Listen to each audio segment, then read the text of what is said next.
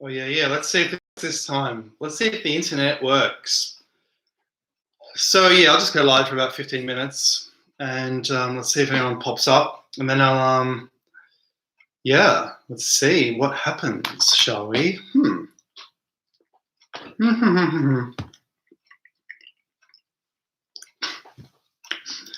Oh yeah. Rightio. Wait, is everybody? This is interesting. Oh, there's one person here. Yes. So, hello. So, someone say something. How you doing, guys? It's morning in the kitchen. I'm going to make a biryani. Soaking some rice, marinating the chicken with the coconut. Look at that. You got to marinate with the coconut before you makes it extra juicy. Makes it nice. It's going to be a nice juicy chicken biryani. It's going to be so good. Hey, Headlock Gaming. Hey, Hollywood Fred. Hey, Louis. You're a familiar face. Kimberly. G'day. Kimberly from Broome, right? Is it Broome? Something like that.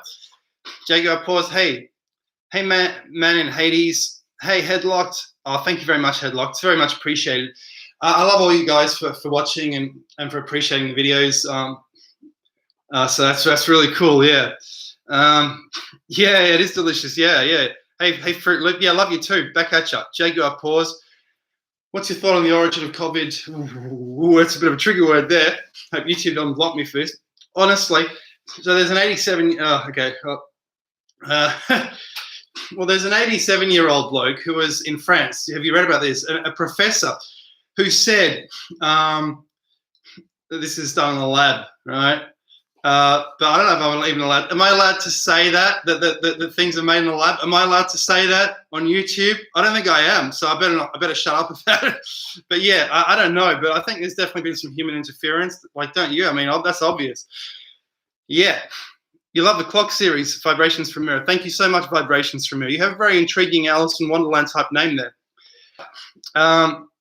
Much love says, hey, Charles, great imagination. Thank you so much. Yeah. It's just, lots of reading. You do lots of reading and the brain just starts to, then you think about it and there's a thought. It can be in your head for decades. And then you read another book and the dots are connected and boom, you see the answers. It's so amazing. I'm sure you've all had this experience. You just, you start to connect the dots and you realize things, as you get older. Reg Sorrell says, Dr. Charles, that video with the Strongs and Kemet School that showed the Egyptian map of Australia blew my mind. Indeed. So I was invited to talk.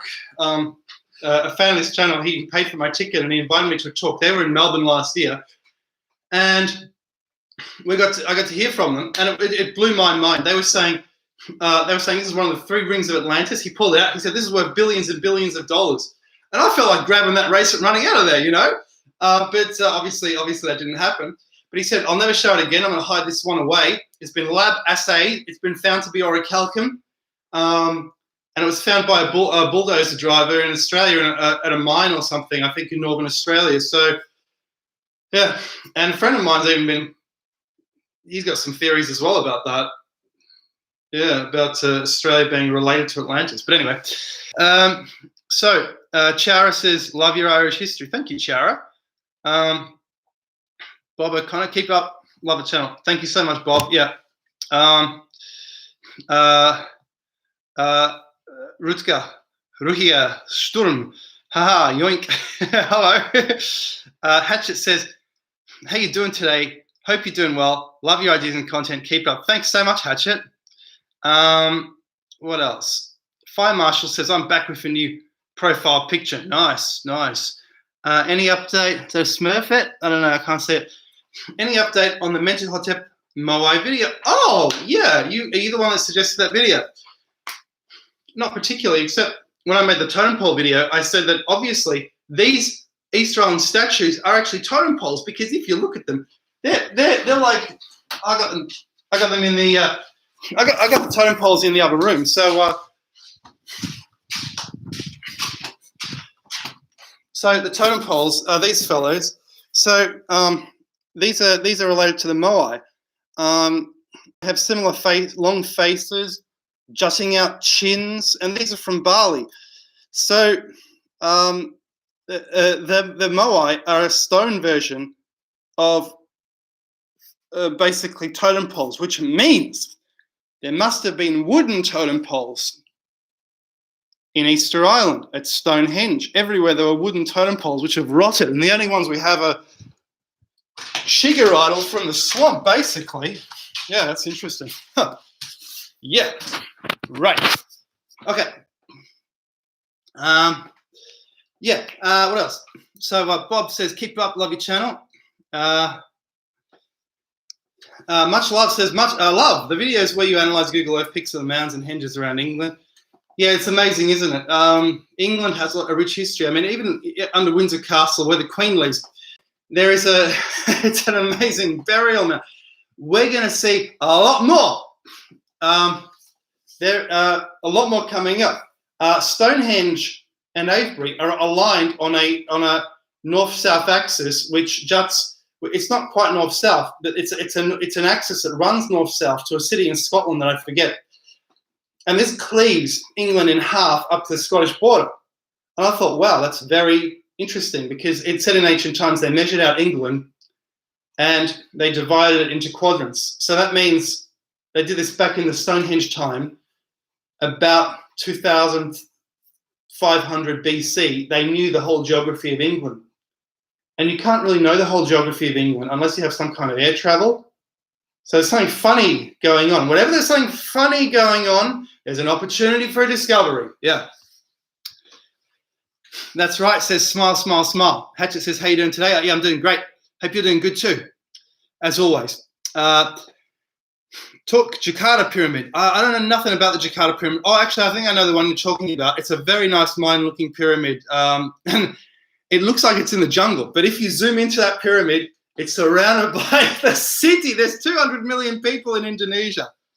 And guess what? Most of them, I think, live in Java, which is a tiny island. One or two Tasmanias inside. Yes.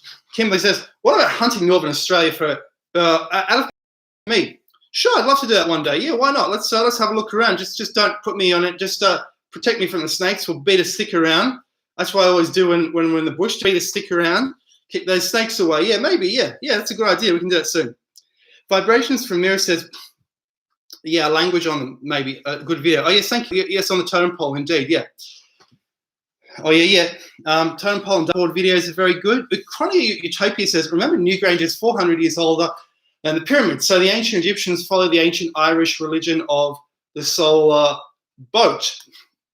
Indeed. Yeah, indeed.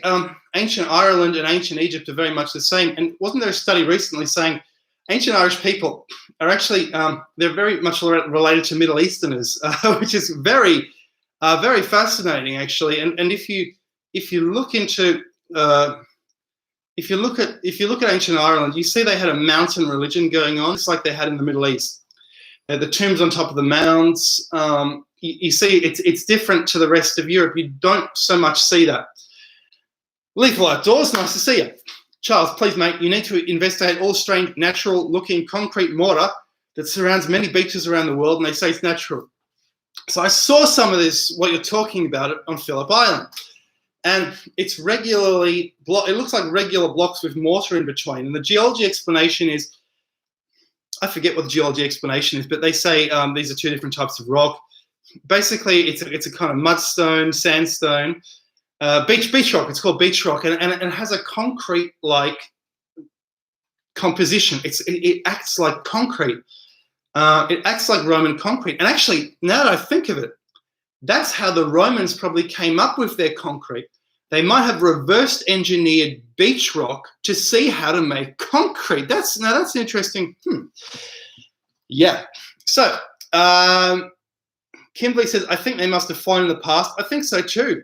It's obvious they flew in the past. The Nazca Lions, at least they had balloons. But they talk about Gandabarunda, a twin-headed plane, which carried cargo. This is a bird which carried cargo and had gods flying it. What sort of bird has gods flying it unless it's a plane? Gandabarunda, the Russian flag. It's a military flag of some ancient empire. And they've retained a flag of an ancient, vast empire for some reason. Yeah. Vibration says it's 2020 in Australia. You'll see Neuralink on Wiki. I don't know what you're talking about, but it sounds amazing. Fire Marshal says, what are your thoughts on Dr. Robert Schoch believing the Bosnian pyramids to be natural? They might be natural, but that doesn't mean there wasn't a religion practice there. And if there was a pyramid religion practice there, that kind of makes them pyramids, especially as pyramids are based on the mountain religion. So this is black and white thinking. People do black and white thinking. They say, oh, it's got to be this, or it's got to be that. And if it's not this, then it's that. And if it's not that, then it's this. And if it's not either, it's nothing and it doesn't exist. And that's what archaeologists say, that it doesn't exist if it doesn't fit into any theories. So they ignore it, because if they talk about it, they won't have some screeching tires outside. There won't be any profession for them. That's right. So that's right, says Fira to Mazatlan was a huge processional ley line. You might want to look into that. Fira, I'm going to write that down. Fira to Mazatlan. Mazatlan. I guess you're talking about Greece. Interesting. Hey Charles, my boy, when's the car channel coming, mate? Maybe in when I make the big money after I get this diploma sorted. Bit of finance diploma there. But you know, the videos will continue because it's cool. Reg says, if you ever get to Perth, Western Australia, I'll gladly shout you a beer. Keep up the good work. Thanks so much, Reg. Yes, I'll get you one as well. Matthew Forrest said, do you think redheads had a special place in history? Absolutely. These giant redheads. So occasionally, I used to have housemates here last decade, and there was one guy from the Czech Republic, and this guy was almost 7 feet tall, red-headed, and fiercely intelligent, very kind, very wise. And he kind of made other humans look a bit not as good, you know, in the light of whatever strange people he must have once represented. So, and I thought, wow, it's very interesting. He didn't seem to have a giant head, but some people, lots of Nordics, they do seem to have giant heads, which are left over from those giants. So giant head, giant brain, these are the ancient gods, I suppose, in world mythology. Yes, okay, it's just updated. Okay, so Buster Rogers says, sorry to get off topic, mate, but are you still going to start the car channel you're talking about? Maybe next year. Habitual resistor. Concerning the electric universe, do you know who Eric Dollard is? I'm afraid I don't, but I love electric universe. Totally excellent theory. Someone was smashing me for saying, he was saying I was anti-science and stuff when I put out those electric universe theories earlier this year. And I had to tell him to shove off and block him, you know, because he just kept attacking me in every video. It was so funny. I think he doesn't understand that scio in Latin means I know. It doesn't mean something that's written in a book. Oh, thanks for the tip. Nice. Wow. I wasn't expecting any of that. That's lovely. Excellent. Curtis says, I believe it. I believe it too, Curtis, and I believe you. So Jeff McCarthy says, I'm just going to skip through these comments. I don't know if I'll get to everyone. Jeff McCarthy says, Charles, how long do you think it took to build the Great Pyramid? The locals in Mexico say theirs took 100 years. Really? That's very interesting. Do you mean, I don't know what locals do you mean? Perhaps Mayans? Around Tenochtitlan, they didn't have any oral tradition there because it was Aztecs living around there who had conquered the Toltec builders. The builders were either the Toltecs or the Tenochtitlan civilization. To build the Great Pyramid was, I think, multi-generational, and it took a long period of time. There was one user, channel Wise Up, and he showed that inside the Menkore Pyramid, there's a megalithic-looking structure if you look under the layer, which is quite interesting. Kimberly says, woohoo! Yes. Chrono Utopia says there's an Egyptian pyramid princess called Scotta, buried in Ireland. Indeed, So the Irish, they have two names from Far Eastern Europe or Asia. The Aryans of India and the Scythi, the Scots. So all of Irish is Indo-Europeans from Asia mixed with ancient Middle Easterners, mixed with Basque people from Spain, and then superimposed with a Viking people which came and conquered, killed all the males and made them more Viking looking. So lots of Irish people. They're tall, big like Vikings, but with Mediterranean facial features, which was really interesting. And their language it sounds so obscure. It sounds hardly Indo-European at all, even though it is. So, supposedly is. And when you look at language, what they write about language is saying this is definitely Indo-European language. This is a Hamito-Semitic language. That doesn't tell you the ancestry of those languages. For example, I've noticed strangely, ancient Egyptian is full of English words. It's also full of words from many other languages, from Eastern Europe. Blackett et al. Said it's got Welsh words in there. It's actually Welsh. I think it's a lot of different things. So don't necessarily listen to what the experts say about languages. They don't know the origin and the superimposed layers and all these things and the migrations. And their categories are a broad brush.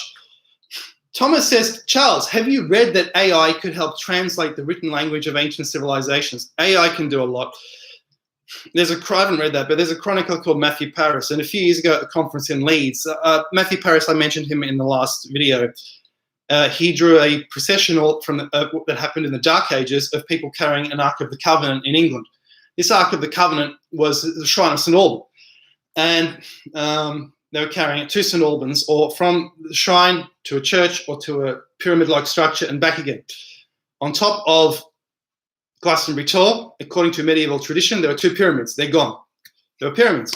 What are we talking about? Yeah, so one guy said, we can use artificial intelligence, computer programs, to scan and analyze all of Matthew Paris's handwriting and find out if he had assistants to help him do his chronicle.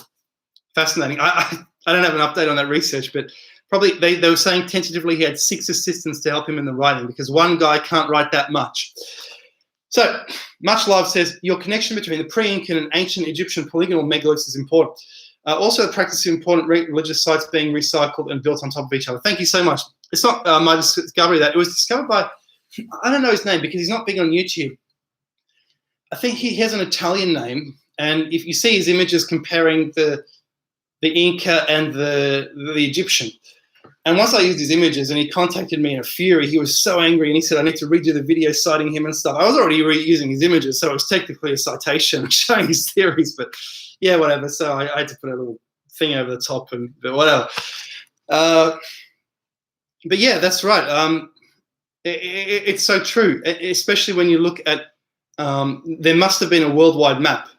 That's the proof that there was a worldwide map. Proof that Charles Hapgood didn't know about. There was a damn worldwide map.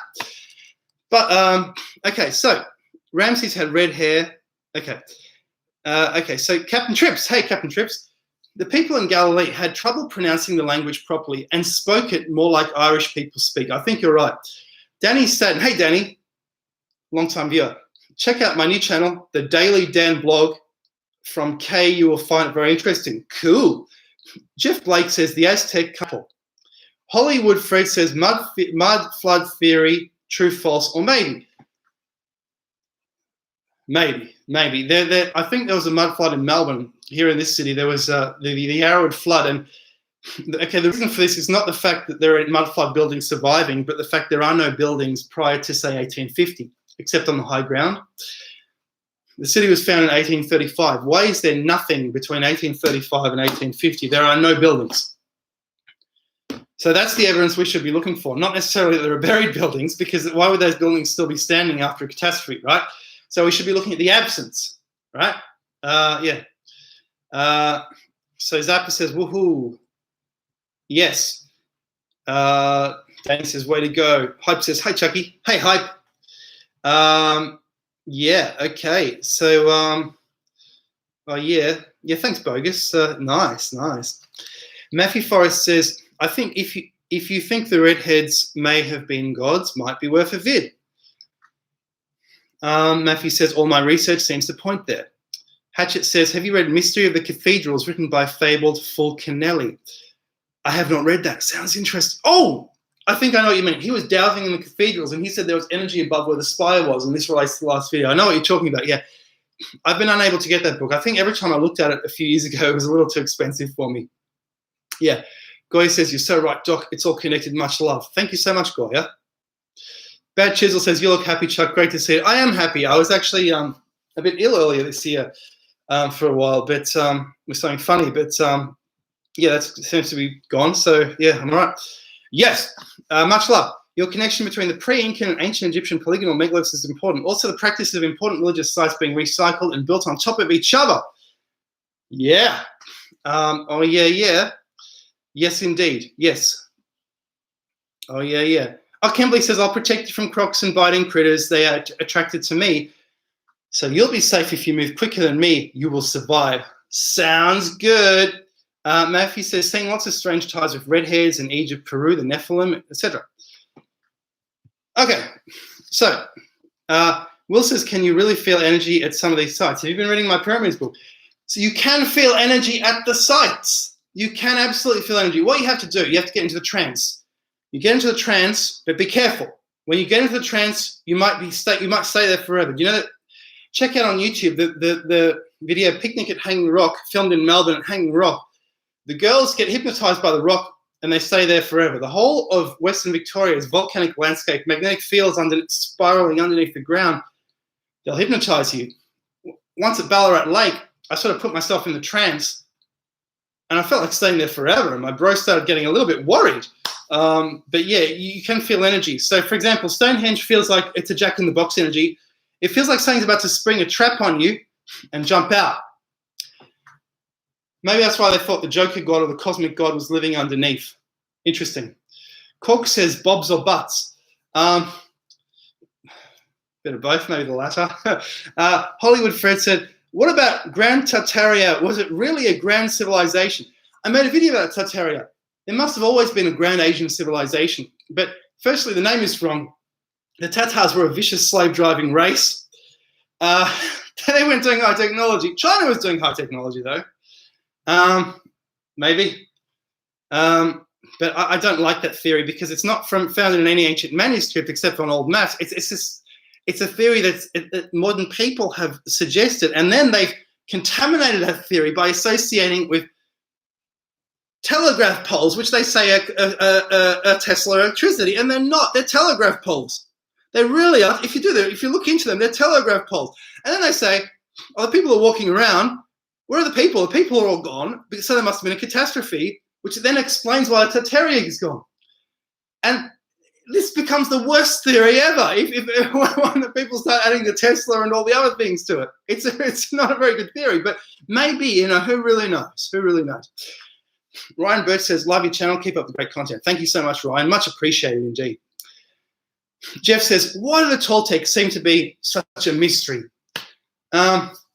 So the Toltecs seem to have made the totem poles, those amazing totem poles, which morphed into the Easter Island totem poles, and they made the most amazing art in the Middle East, in South America, the most incredible art you've ever seen. Yeah.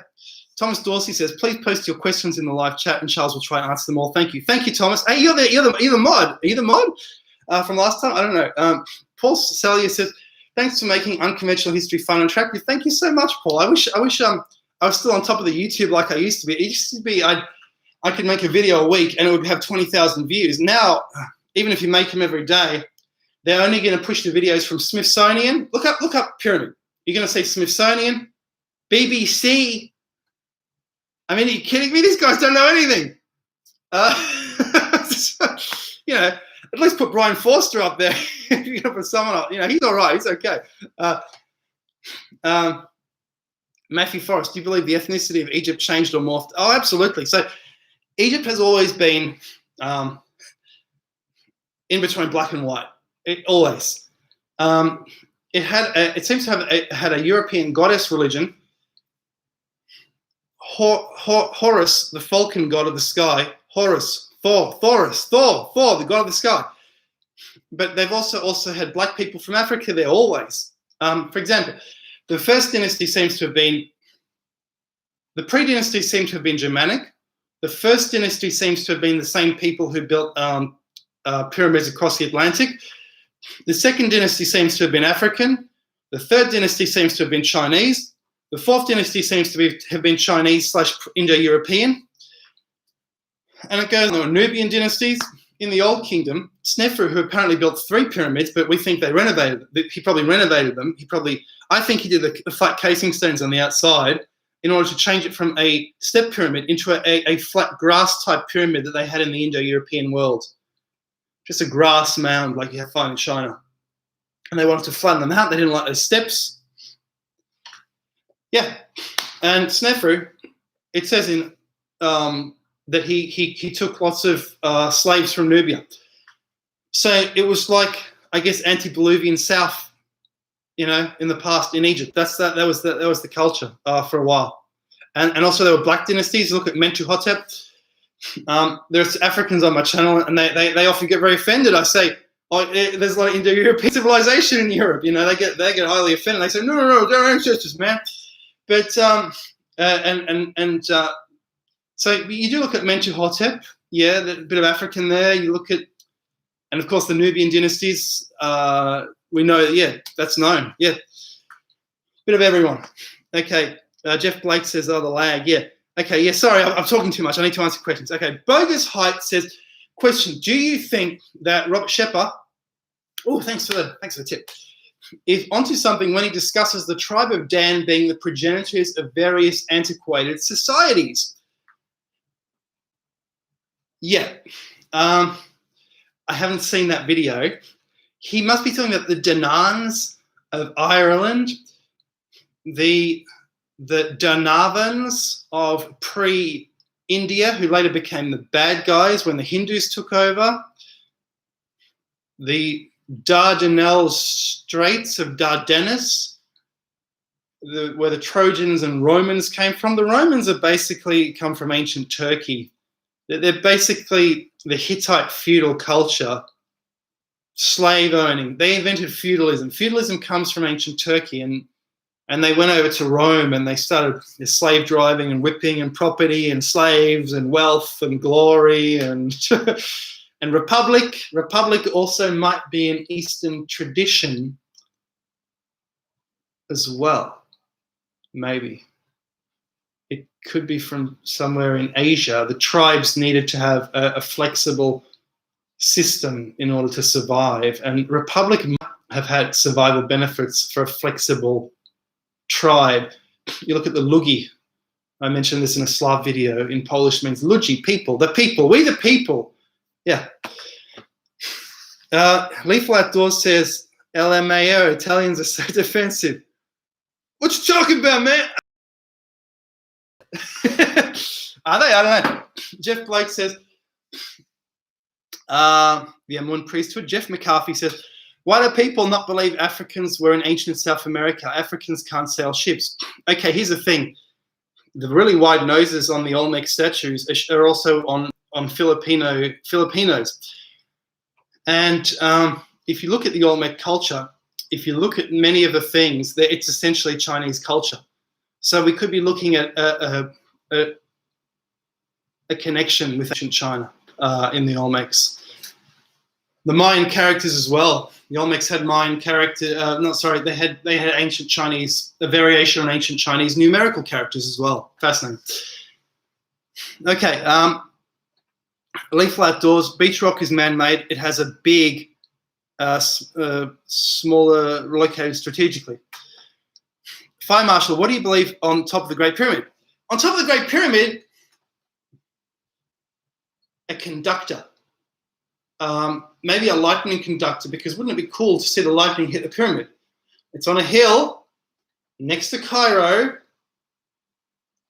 Why not pull the lightning in? Because actually the lightning is the god falling to heaven, right? And I think the pyramid is for the god who created man, which fell from heaven. That's not my theory. People were saying in the last two videos on the pyramids, I'm coming up with these facts. So I blocked that guy because he's putting me down. Guys, these ain't facts. These ain't my opinions. These are facts. The mountain worship was for the fallen angels. So why not the lightning coming down to a conductor on top of the pyramid, boom, and it crashes down? Yeah, it must have been a conductor. Gold is an excellent conductor. It would be made of copper, I guess, the best conductor in the universe. Yeah. Okay, where are we? Headlocked. Thoughts on the ancients' handbag we see depicted out throughout the history of the world. The handbag. Yeah, I made a video on this last year. The Catholic priests use it. It's a bucket. Splash, splash, splash. Pine cone holds the water. It's excellent for splashing, for holding the water, and then you can splash it. Yeah. It's just for blessings. So it shows the Catholic religion is from Babylon. Moreover, what's up, Dr. Charles? Have you ever looked into synchronicities? Sub to a channel called Andrea Zirtus, and he talks about it sometimes along with the missing Tartarians, a guy smart, he's a lot like you. Also, synchronicities are amazing. They help you make discoveries. For example, when you're in a library, you go to the right book, you pull the book out, it's there, the information you want because you're passionate about it, so you get a synchronicity. Yeah, it's amazing. You can use synchronicity as a tool to help you find the truth as well, to help you find what's going on. You can do magic spells with synchronicity. For example, if you want someone to contact you, who hasn't contacted you in a while, you contact someone you contacted around the time you contacted that person you want to contact, and then boom, suddenly they'll feel like contacting you for synchronicity. It's amazing. Matthew Forrest, do you believe that the ethnicity of... Oh, yeah, we were there. Exploring with Zachary. Hey, Charles, what's going on in Antarctica, really? I love your videos about the porous moon. Oh, that was a while ago. Yeah, you're talking about the moon of Mars. Made out of pumice, perhaps. That's interesting, yeah.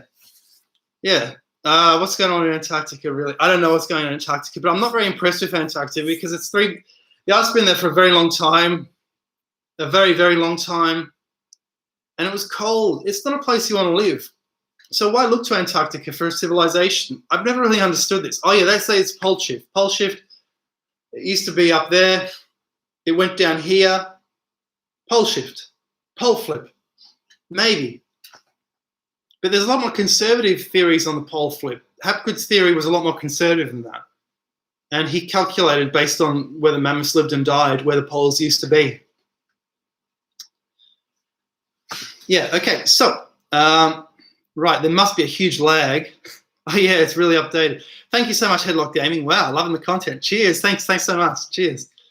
So, Jay Smith, Dr. Cost, don't you think the pyramids have to be something to do with waterworks? After all, it's in the middle of a desert, right? Yeah, you're right. I think that so what happened was, if you look into the early legend of Atlantis, if you look into the legend of Shambhala, you'll read the same things. There's a mountain in the middle of the land, surrounded by water, and there was a goddess. I think she was called, I forget what she's called, but there's a goddess in the Atlantis legend who was a water goddess, and she helped to found it. And then after her, there were Poseidon and Atlas and his progeny and all his descendants. And this was a goddess of the water, pouring the water, and she was pouring the water, and pouring the water is creating life. So therefore, the ancients would have seen life as spreading out of the pyramid. So that's why that's put the pyramid in the center of the land, and the life spreading out like that. In addition, there are 7 micro-pyramids throughout Egypt along the Nile, going down the Nile. I think these are the 7, I haven't made a video on this, but I think those are the 7 granaries of Joseph, because the creation, the life spreads out from the pyramids, and this fertilizes the land in a time of trouble. Maybe the Nile was poisoned back then during the plagues. Who knows? Carol says, oh, where did it go? Oh, yeah. I moved to a place where there's Catholics. Weird, dude. Very ceremonial. Yes, yes. Now, if you want to know about the ancient religion, read Virgil's... What's the noises? Read they're doing demolishing there, the building there, demolishing there. Read Virgil's Aeneid. And I read Virgil's Aeneid. It's written before Christianity, or is it? Because you read that, and everything I was brought up with as a Catholic, you read it in the Aeneid. Like all these sacraments and things and all these Catholic rituals are Roman rituals, and nothing to do with that fella from Palestine in the 1st century who was persecuted. I think he was a Samaritan prophet mixed with a few other dudes, and over time this story formed.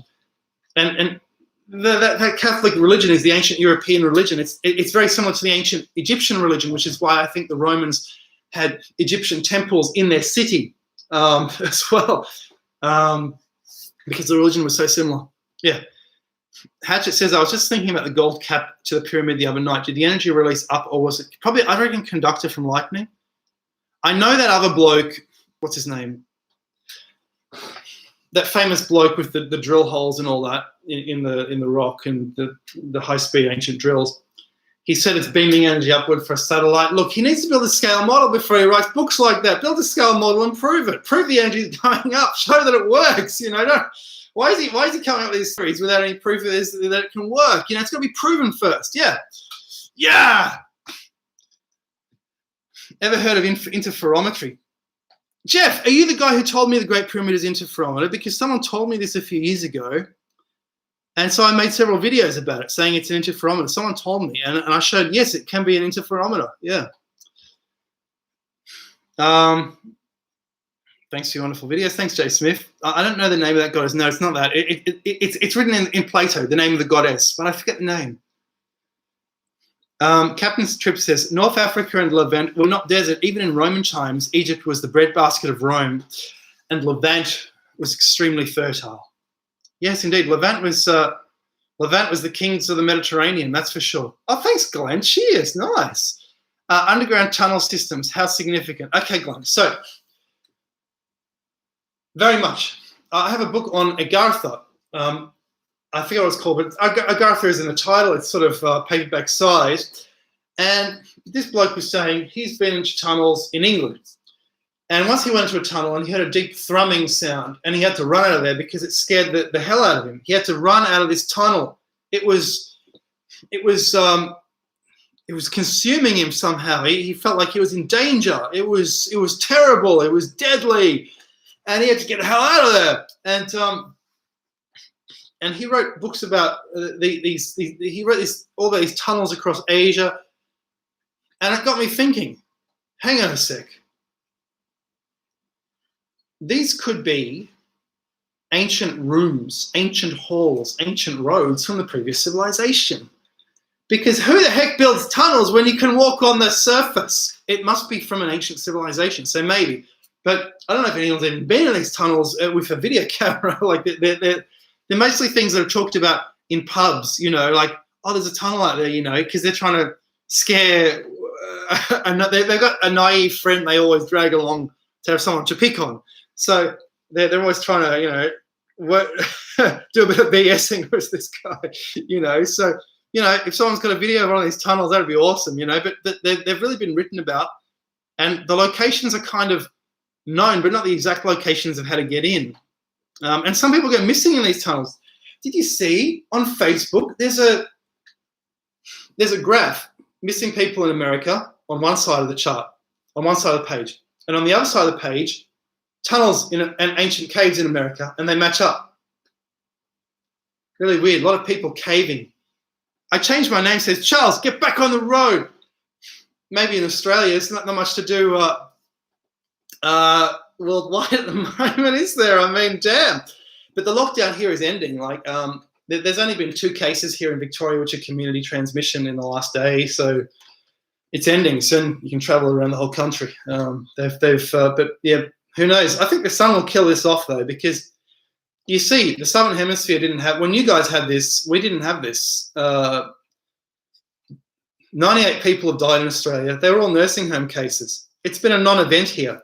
So, and it was spreading before the lockdown, so it should have killed a lot more. So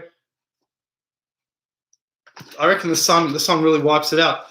I changed my name. Hello from Michigan, land of the captives. So I was in Michigan 2017. I had a girlfriend there. It was a very beautiful state. Very, it's a bit flat, very flat. I noticed there was a view, a scenic lookout, and people stopping to look out. And there was really not much to see because the lookout itself was kind of on a very shallow, flat hill. So it's a really beautiful state, and I think of it often. It's very mysterious, and even though there's been a lot of deforestation, it has this untamed feel, especially obviously in the north. Yeah, it's an amazing state, and I really love the culture. It's like, wow, they put so much stuff in their beers there in Michigan. So cheers, I changed my name. Yeah. Medina says, Georgia Guidestones ain't that old. Population control is a main theme. Those Georgia Guidestones are weird. Bogus Hype says, oh, he's talking to Leaf Flat Doors. My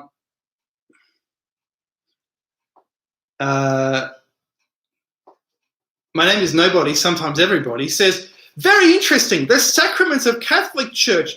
Been through a few of those. Holy water at the door. Yes, the holy water at the door is very interesting. So, in Netherlands last year, an Egyptian temple, I showed you that video, in a museum, in Utrecht, and there was a place with holy water at the door. Either because they converted that into a church and that was an addition, or that was or Egyptian temples had holy water at the door. And I don't know if anyone actually is saying to us whether or not these temples have holy water at the door or not. Mr. QWERTY, hey, Mr. QWERTY, nice to see you. Yeah, I'll stay on a bit longer so I can say hello to everyone who's waiting. Matthew Forrest, one of my favorite videos on ancient history ever. Yep. The lag is incredible. The lag is incredible. Quite a few people online, but it's not really updated. So Jules Verne says, China is bailing out PNG to the tune of billions as we speak. They are looking to buy Pinjinka Resort Cape York wave from across the water. Yeah, China's really buying out the whole world, it seems. Mitch, the Great Lakes are nice. Indeed. Curtis says Bill Gates was talking about this pandemic in '94. Yeah, he's an interesting character, isn't he? Yeah. Vibrations from Musk Boring Company, out of control. Yeah. Elon Musk has been a bit out of control lately, hasn't he, with those tweets saying Tesla's a bit too high. And it was so funny. I was reading the replies on that Twitter thread, and one person said, if I find out the CEO of this company has been talking down the share price and that your account has not been hacked, I am selling my shares. So funny. And someone's saying, I invested all my university, my college money in this. What are you doing? So, yeah. But that's not a good idea to put a tiny amount of your portfolio into Tesla, not put what you can afford to lose into Tesla, not all your money. Like, damn, that's not what you call a company. It's more like a bet, because a company makes money. That's what the purpose of a company is. A bet is it can go either way. So Tesla is still a bet. Right. Arena, hey, Arena says government's run by pedos. I'm beside myself. Yeah, probably is. Nancy, woohoo! Hey, Nancy. Jules Verne. Yep. Someone somewhere, nice name, says Tesla is a think tank. You're right. It is kind of a think tank. He's collected all the minds together. So here's how he works. He's collected all the minds together to come up with a scheme that can impress people enough to bring in the big investors to keep pyramiding it up. So Tesla acts like a mining company. So most mining companies are speculations, but they nevertheless phone people up and say, hey, you want to buy some shares? You interested in buying some shares in this? You know, we've got some deposits here. We've got geology reports, man. And they phone people up and they get money in. And that's how Tesla operates. They're mining the investors. They're getting the money. The profits are coming from the investors, not from the products. And mining companies, when they do this, they dilate the shares, they get acquired, they merge, they go belly up. But who's going to buy Tesla if it's so overinflated? How's it going to get acquired? I don't think, yeah. Anyway. Someone says the boring is causing earthquakes in Vegas. Damn, maybe it is, because if the water's holding up the land and there's lots of water underground, they're getting it out there, boring it, making holes, it's going to sink. It's like Atlantis. Ryan, hey Ryan. Charles, what do you think about the US government admitting UFOs are real during the pandemic? The news is filled with corona instead of the biggest headline in our country's history. I haven't heard of that. That's interesting. Wow. Yeah. Egyptian hieroglyphs in Australia, I don't know about those, unfortunately, but people are assuring me they're true. Oh, yeah. What else? Yeah. Oh, yeah. Woohoo. Paul Salyer, what lies beneath Giza? Huh, who knows? Matthew Forrest, what do you think of the interview you did of the guys from Australia about the end of days prophecy from the Aboriginal? Those guys really impressed me. They're just really clever characters, really clever people. I'd like to have them on again to talk more. There's a lost snake-shaped Stonehenge of stones like a serpent in New South Wales. It was dismantled by the government in the 50s, and then they were keeping the stones, I think, in a safe place. The stones vanished a few years ago. So now we don't even have the stones to restore the monument, unfortunately. So that monument is gone forever. But we too had serpent mounds here in Australia and this ancient culture. Yeah. Yeah, that's right. Back up. Someone says, Todd says, Serapean boxes, why no scoop marks on the inside? That's a very good question. They're very well made, aren't they? Very well made. Yes, habitual. Yes, Chris Dunn. That's the name I was looking for earlier. I changed my name. Says, eat my body, drink my blood, not Christian. Yeah, Lethal Outdoors says, bogus hype, 100% agree with you. Hope we can start to visit Antarctica soon. Like, why can't we already? Indeed, why can't we? I guess if you really want to, you can go there with one of their expeditions. Yeah. King Leopard says, you cut your hair. Well, you know, I gotta follow the fashion of everyone else and not really look like a medieval monk, I guess, you know. Otherwise, you stand it up a bit too much. James says, cost traveling company coming soon, lol. I'm not really going to do the tours and the stuff because it's a bit of a low margin business. Like I've seen Ancient Architects and others, you know, and that other bloke from Australia, Uncharted X, they're going to do tours at the end of this year, I think, to Egypt. So, you know, it's a long way away from Australia. Like, see, Brian Forster, he can do tours because he damn well lives there. But if you live far away, you're not going to get any margin out of that. So, yeah, I'll do other stuff. Yeah, but keep up the channel, of course. Captain Trips, have you ever heard of flying books? Or have books changed their content on you? Oh, you mean the Mandela effect phenomenon? Well, movies do that. I've never heard of it with books. That's interesting. Yeah. Jeff says, I think the Great Pyramid sees other pyramids around the world. Oh, you mean like the Eye of Mordor? Yeah, I think so too, in a scientific kind of way. Because why was the base of the Pyramid of the Sun of Tenochtitlan, is it Tenochtitlan? Yeah, it is. Teotihuacan, sorry. Tenochtitlan is mine. Why is the Pyramid of the Sun of Teotihuacan the same size as the Great Pyramid? I think they were part of some observatory, a worldwide observatory. Bogus, have you ever changed a baby diaper? No, I'm afraid not. I haven't had that opportunity just yet. Oh well. Glenn says, I think the cap is the glow caused by the pyramid being an electric battery. Could be. Yeah. Okay, let's go back down. Right, it's updated. Excellent. Qwerty says a labyrinth under Giza. Nancy says they have been translated, they are genuine. You're talking about the Gosford glyphs. Arena says planet colonization will require DNA changes. Erin says, do we really come from apes and or monkeys? Thomas says, Nancy Volker, hey there, Charles, is interesting questions from the live chat. Feel free to interact. Cheers, Thomas. You're doing an awesome job holding up the fort. I changed my name, says stone hieroglyphs in Australia.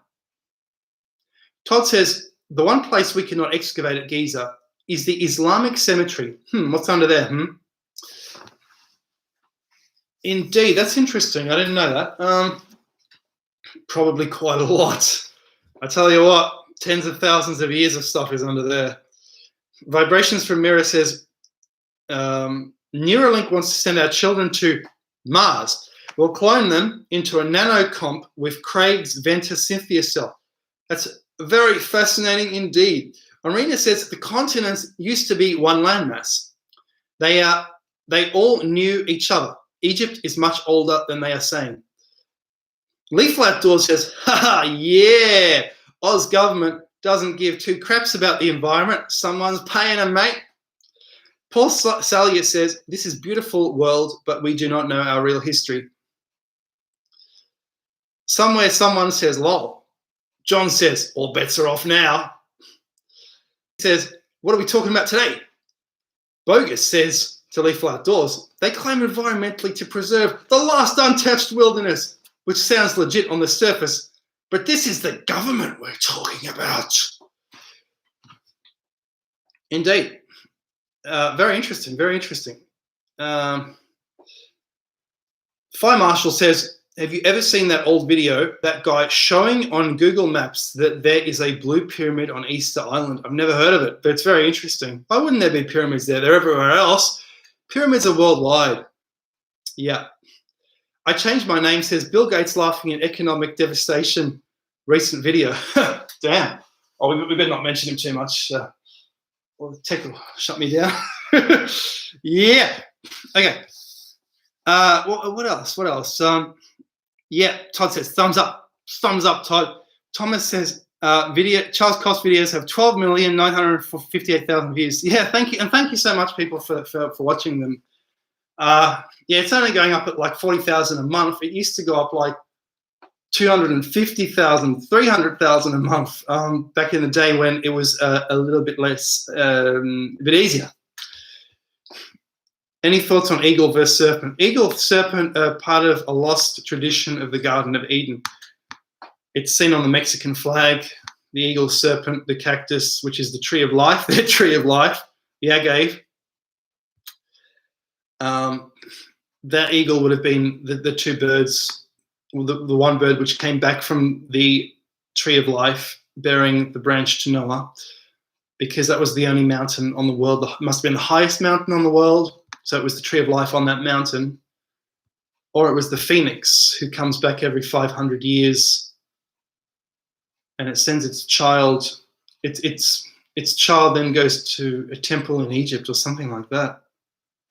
It's the weirdest myth, and it's only from ancient Egypt, described by Herodotus or by Plutarch, one of those two. And that's the only thing we have of the phoenix. But as we pointed out last year, the phoenix and the sun, they go together. The phoenix is in Göbekli Tepe on the rock, 11,000 years old myth. Someone somewhere says, you make great videos. Thanks so much. Nancy Volker. If you want some good info on B Gates, Google really graceful. Share some stellar work. Vibration says, if all the planets retrograde at same time, does it make flower of life pattern? Viewing from some other location. I love Dr. Charles. Great crew too. Yes. What do you mean crew? Where's my crew? I don't know. Maybe there's some ghosts around me. Charles helps my mind to open up more and more. Thank you. Thank you so much, Paul. Yeah, one of the things I'm trying to convey on my channel is that all this ancient stuff is unknown to us. So don't take at face value what someone says about it. You know, feel free to do your own research and your own analysis based on your own reading and your own diligence and all this, and you'll see some really cool stuff happening. Yeah. Dis says, disappear. The bird on the Mexican flag was originally a caracara. Fire Marshal said, what do you believe Bigfoot could be? Oh, so, okay, I'll tell you what. There's a short, the short one would be something like the ET ghost. So ET is a kind of, I don't want to offend anyone because people say, yes, they've been abducted and all this, but the abduction phenomena used to be the fairy phenomena, and ghosts used to be gnomes. No, ET used to be gnomes and fairies. Garden gnomes are ET, ancient ET, which is why they're small, ugly little dwarfs. And these are ghosts which pop up on the earth now and then in a strange magnetic field causing an abduction phenomena, I think. I don't know for sure, but I think so, because I think you can tell it's geomagnetic in origin because it's adversely affecting USA. And USA has strange phenomena, tornadoes, hurricanes. You don't see this in the rest of the world. The only other place to see hurricanes are the Ring of Fire, I guess, around the Pacific. So that could be geomagnetic as well. I think geomagnetics are controlling the weather. Yeah, interesting. So USA has strange weather, and maybe the UFOs are part of that weather somehow. Yeah. So Bogus Hype says, if there was a major landmark in a region that could maintain a very large population, wouldn't there be 1, secret societies, mystery schools, 2, underground tunnels, cities? Yes, there would be. Because that city would be built using the ruins of an older city, which would be underground. Why did Catholics? This is what my name is Nobody, Sometimes Everybody. That sounds like a movie, doesn't it? An old Italian movie. Why did Catholics build elaborate tunnels and catacombs? It's strange. We could go down for a tornado drills, but only a little way. Steps and large areas. I guess because they're following the long barrow tradition of having a cave to deposit the dead, and then you go in the cave once or twice a year to look at the skull, and you hold it up and you say, "Alas, poor Yorick." But what you really say, I suppose, is, "Yeah, he was a good man. Yeah, and then put that down there." There's the next one. "Oh yeah, that was my great uncle. Yeah." So that's what they did for centuries with long barrows, and then they would take the long barrow. It was a long house when they did it. It was a long house, and then eventually they would seal up the door and burn it, and then put a mound over the top. And then they turn it into a tunnel, and it would become a shrine for the ancestors, for ancestor worship. Yeah. Colin, yeah, so are you, Colin. Nice. Alan, Nancy says, Brian got stuck in the US and now he's made it as far as, really? I haven't watched his videos during this lockdown, but that's, so is he, I guess he's at home talking in that lovely monitor. Headlock Gaming. Is there a second Sphinx yet to be discovered? Check out a channel called The Great Giza Pyramid. I think he's called The Great Giza Pyramid, and he's got 3,000 subscribers. He talks about the second Sphinx. I think he's onto it. The other second Sphinx was mentioned by Wise Up and me, which is the term of Hatshepsut. Was it Hatshepsut near the Giza Pyramid? Yeah. Oh yeah. That's nice. That's nice. Yes. So. Yeah. Right. See, Wade says, what is the significance of squaring the circle, such as what is represented in Leonardo da Vinci's Vitruvian Man? Do you find divine ratios within architecture? I think Electric Universe is in there. That's the significance. I think, okay, what that is Pythagoreanism. So in ancient learning, ancient European learning, which can be seen in the medieval school university system at monasteries, they learned that the 4 and the 3, the quadrivium and the trivium. I think the quadrivium is a science arts degree and the trivium is a Trinity religious degree. So, but I'm not quite sure. So the subjects were theology, like Thomas Aquinas, music.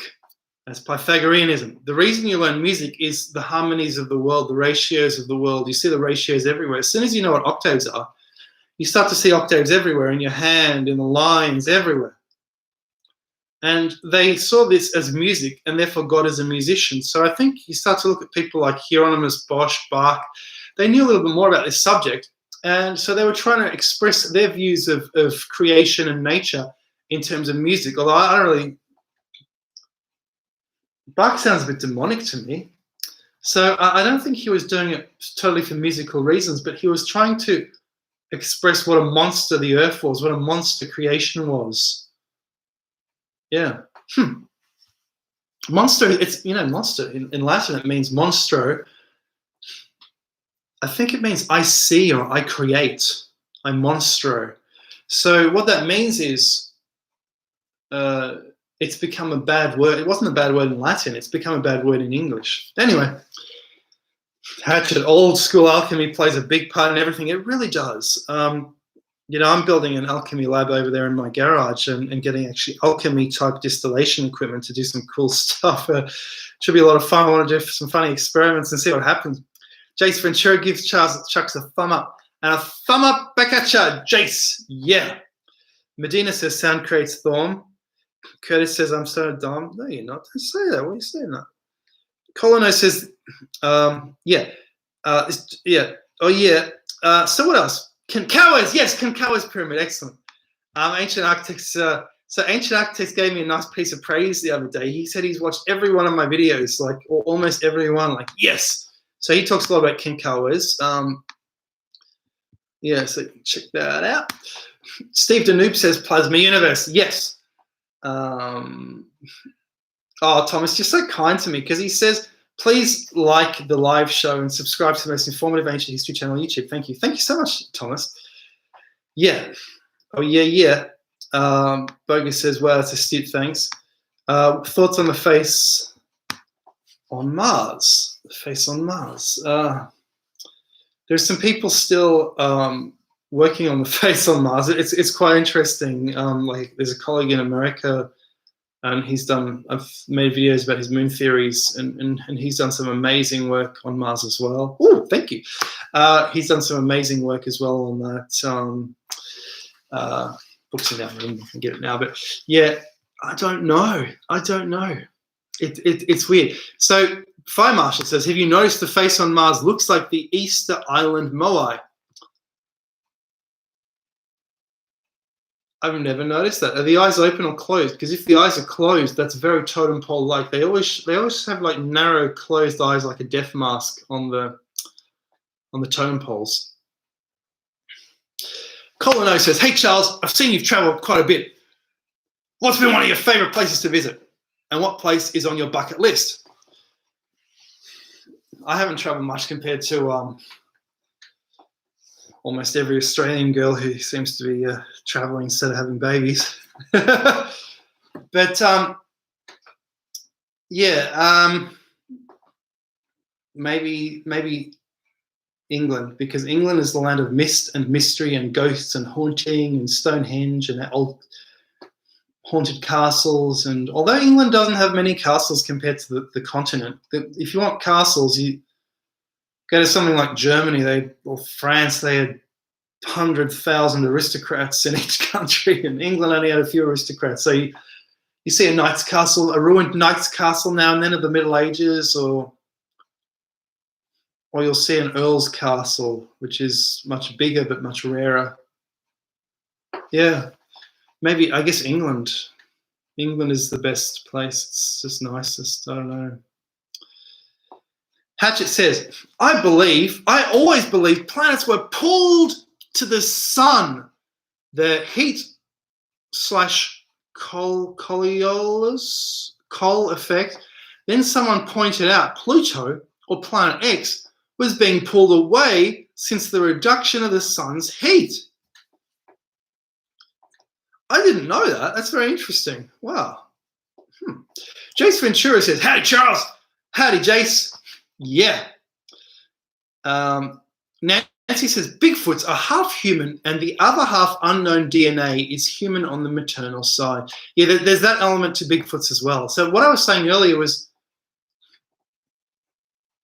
there's a hairy little short monster which people see, which could be related to Bigfoot. But the tall Bigfoot is more like a kind of a hominid, isn't it? It's more like a real thing.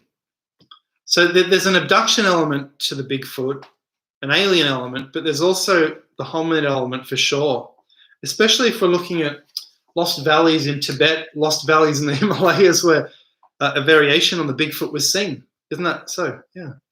That's right, Nancy. Vibrations from the mirror. Bennu bird. Yeah, Bennu bird. The Bennu bird. Yeah, actually, I think the Bennu bird is probably the phoenix. Cygnus. What's up with the Bennu cemetery at Giza? I know nothing about this, unfortunately. The Rover. Really Graceful is a good channel. The Truth Factory is good too. Nice. Never heard of those. Thomas says, do you believe in the Anunnaki creation of the human race mixing DNA? Oh, for sure, mate, because this is one of the oldest traditions of ancient mankind. So there's been so much information, so much proof of this. Do you remember the chromosomes video we had a look at last year or the year before? There are 24 ribs, and if you look at the Shiga idol, they actually drew them as 48. So they actually, for some reason, they drew 24 on each side, which means you're supposed to count each one as one whole rib. So what you do is you take one rib, snatch it, create Eve, you have 23. You double it, so you double the sides. You have, because there's one on each side, You double that, you get 46. We have 46 chromosomes. One's a bit smaller in man. So they were talking about the chromosome myth. The ribs are a perfect analogy because the ribs are doubled up like chromosomes and they're joined together. So we have 24 ribs, 12 on each side, but we're not missing ribs, are we? So that story actually makes no sense. So it's not originally about ribs. So yeah, they had genetic engineering for sure. Oh, definitely. And they were a lot smarter than us as well. Vibrations from mirror. If the planets retrograde at same time, okay, I read that. Yeah, okay, so yeah, Chinese. Arena says Chinese are ancient, very ancient. Yeah, okay. So, oh, cheers, John. Very nice, very kind. So, 33 vertebrae, says Andy.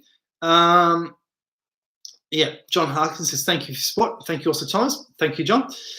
Curtis Henderson says, Kentucky whiskey. Are you having some Kentucky whiskey? Have one for me. Hatchet says, no, we are just flesh golems. In a way. Yeah, right. Yeah. Oh, there's Ricky Spence. Hey, Ricky. Thomas Dorsey. Oh, CFAPs. You have a... Oh, CFAPs here. You have a great channel also. Welcome to the live stream. Hey, CFAPs. Hey, Chuck. Whoa. I'll have to find your comment. Such an honor. Such an honor indeed. Oh, you're up there somewhere. I can't see you. Oh, damn. Why can't I see you? Oh, well, I'll just keep answering. So, yeah. So, Ruhiger Sturm says, sounds like they're achieving some amazing alchemy with that Sapphire project. I don't know what the Sapphire project is. It sounds fascinating. Yeah. Disappear says, do you know much about tippy rings in North America? Tippy rings? Tippy rings. Did you call them tippy? Is that like tiki, like the Pacific tiki? Is that what you're saying? I know nothing about them, but we have rings here as well. They're on the south side of, or the north side of a hill facing the meridian. And the Aborigines apparently made them thousands of years ago, but they ask the Aborigines what they're for, and they say, well, they're sacred, but we don't really know. And the Aboriginal elders today, they're not even that old. They're in their 40s and 50s. And they say things like, oh, yeah, our ancestors did stuff here, but they don't know too much, actually, about them. There's CFFs. Hey, mate. Do you feel lucky? There's such a cool name as Charles. I feel very lucky indeed. Yes, CFFs. Nice. Nice, nice, nice. I shall have to catch up on your awesome videos. Yeah. John Harkins says, she is twisted on YouTube, but we love you. Thank you for everything. I've learned a lot. And you stuff have been constantly great over the years. Thank you so much. Julie says, good evening. Good evening indeed. John Larkin says, Chuck in the house. Yes, indeed. Ricky says, moon is supposed to be moving away as well. CFAP says, drink and roll and rock beer. Too tipsy for everything else. Sounds nice. So is that one of those craft beers? Believe Nothing says, hey, Charles, love the channel. Dartboards Epi was mind-blowing. Thank you so much for watching that and appreciating the Dartboards episode. Got a bit of a dry cough there. Ryan says, live with Dr. Charles, brings all the best on WXYZ. No, brings all the best off the cuff theories from him. Charles, do you know of any truly ancient sites in modern day Poland which many don't know about? Yeah. So, do you know Golubdobrzyn? It's a strange, beautiful castle. It looks like it's been renovated so many times. A home of the Mazovian dukes, and I noticed it's built on a flat plateau. It's a plateau. It's jutting out from the ground. It's a flat plain. Poland is a flat plain. So they build castles whenever they have these cliffs jutting out like the Giza Plateau. And so if you want something that people don't know about, find any castle, any grand castle, and look at it. Look if it's pointing northeast, southwest. Look if it's, say, for example, Jasna Góra, that monastery in Poland, the holiest place in Poland. It's a star fort, which isn't. It's a square-shaped star fort. Have you ever heard of a square-shaped star fort? And in addition, it's pointing northeast, southwest, like an ancient pyramid with a causeway jutting out 1.2 miles to the east, to the sunrise, like in ancient Egypt. So There's lots.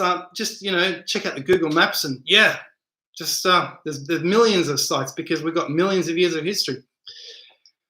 Paul Salyer says, huge pyramids on Mars? Not sure about that. Thomas says, CF Apps, you have a great channel also. Welcome to the live stream. John says, Bigfoot is like a person in a costume. Vibrations from Mirror. Widgets old school. Much love to everyone. Yeah, right. John says, some years ago, it was folks like Dr. Cost, Chuck, Matt, and others that were my introduction to ancient history. I went on to read John Anthony West, Graham Hancock, and others. It's been great. Captain Chaos says, weed for me. Nice. I changed my name, says Dartboard. Very cool. Benz has retracted his message. What naughty message did you post, Benz? Out with it, mate. Come on, you can't hide me. So Jordan says, enjoy your channel, Charles. Thanks from Michigan. Thank you very much, Jordan. And cheers, Michigan. Nice. CF App says, I did it. Oh, you did something about Poland. I did a video on the Wilczy, I can't pronounce it, Wilczyce site in Poland, taken out of Younger Dryas. I'm gonna write it down.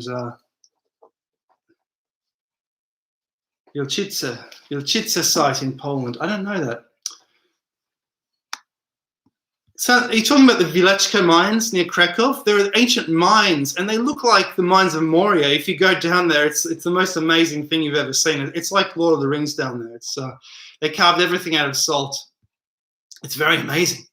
Michael says, do you do all your research yourself, or do you have assistants? Well, thank you for the compliment. No assistants. No, I just read a lot of books. So over here, let's go walkies. So I've got a lot of books in my lounge room. So I've got a lot of books, and all these books are unfortunately not having much life. But you can correlate all the contents, and then you start to see. Hang on a sec. The brain says, hang on. I've seen that somewhere before, and then you think, where have I seen that somewhere before? And then you look it up and you see where you've written it. Yeah. Oh, yeah. Nice. Michael Ring, do you do...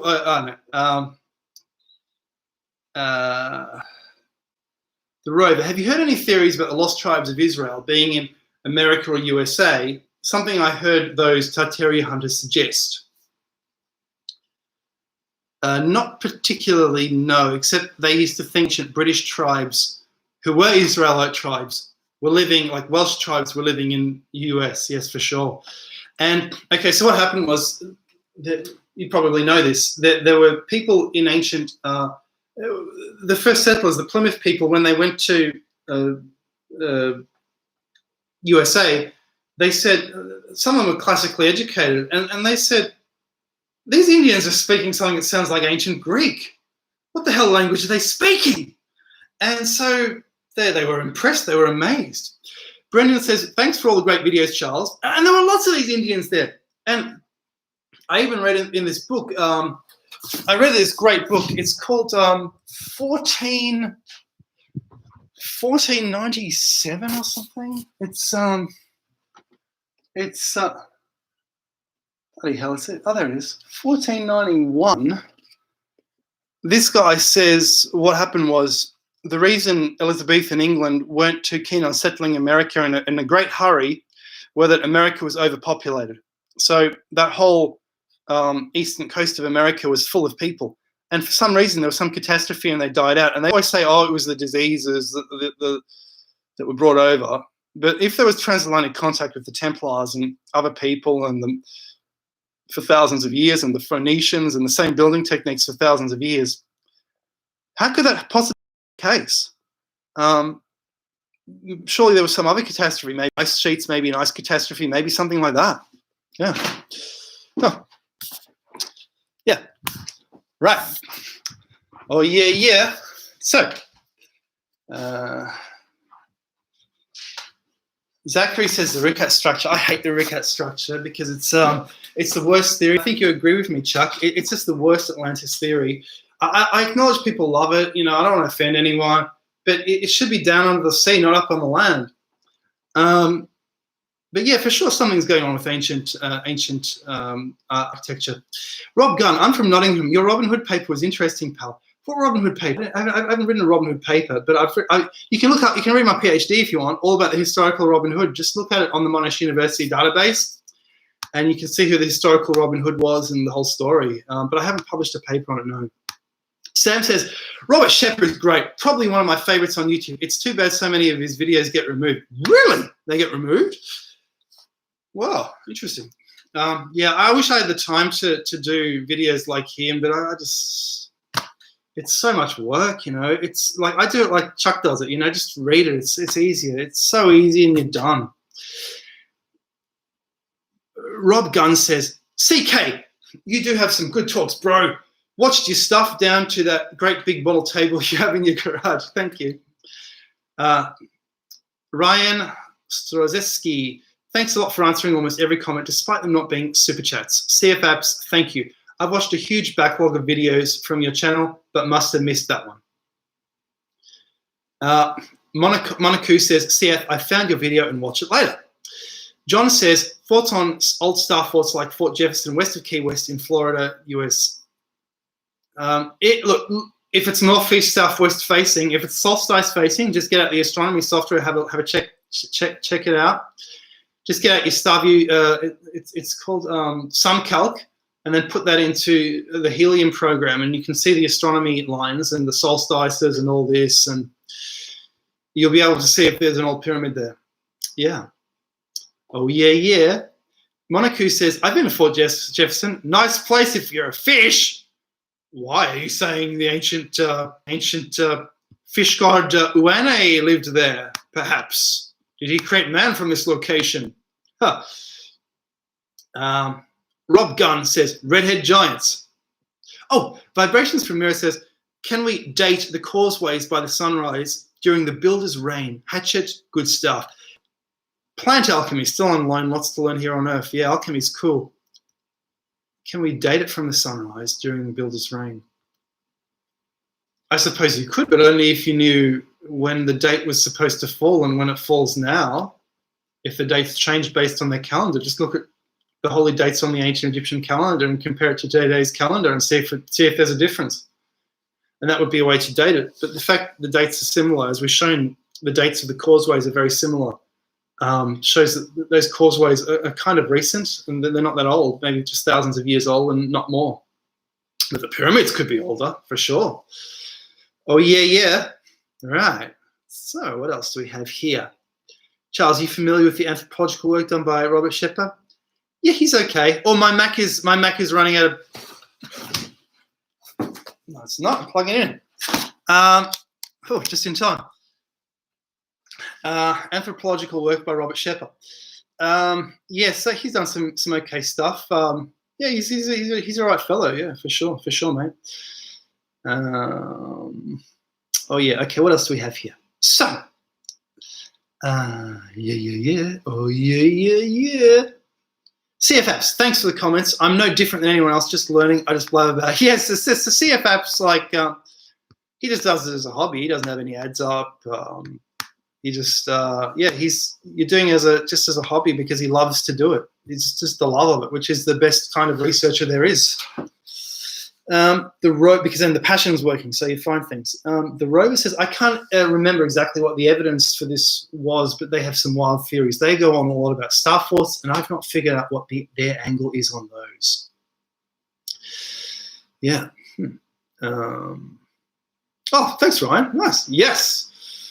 He says, a chat to celebrate my first payday after returning to work 2 weeks ago from a 2-month hiatus. Whoa, you had a long time off work. Love your work, Charles. You deserve this support. Thank you so much, Ryan. Fast Eddie. What a nice name. Fast Eddie. Fireplaces were teleports. That's interesting. Monaku. Oh, you cracked me up. Vibrations from Mirror. Universe inside you. Maybe you all know lol. Yeah, I know that channel. It's very nice. Yeah. Medina says, yep, I'll be Chucky's girl. No problem. Hey, send me an email, Medina. That sounds good. I'm in the market, you know. Yeah. Well, yeah.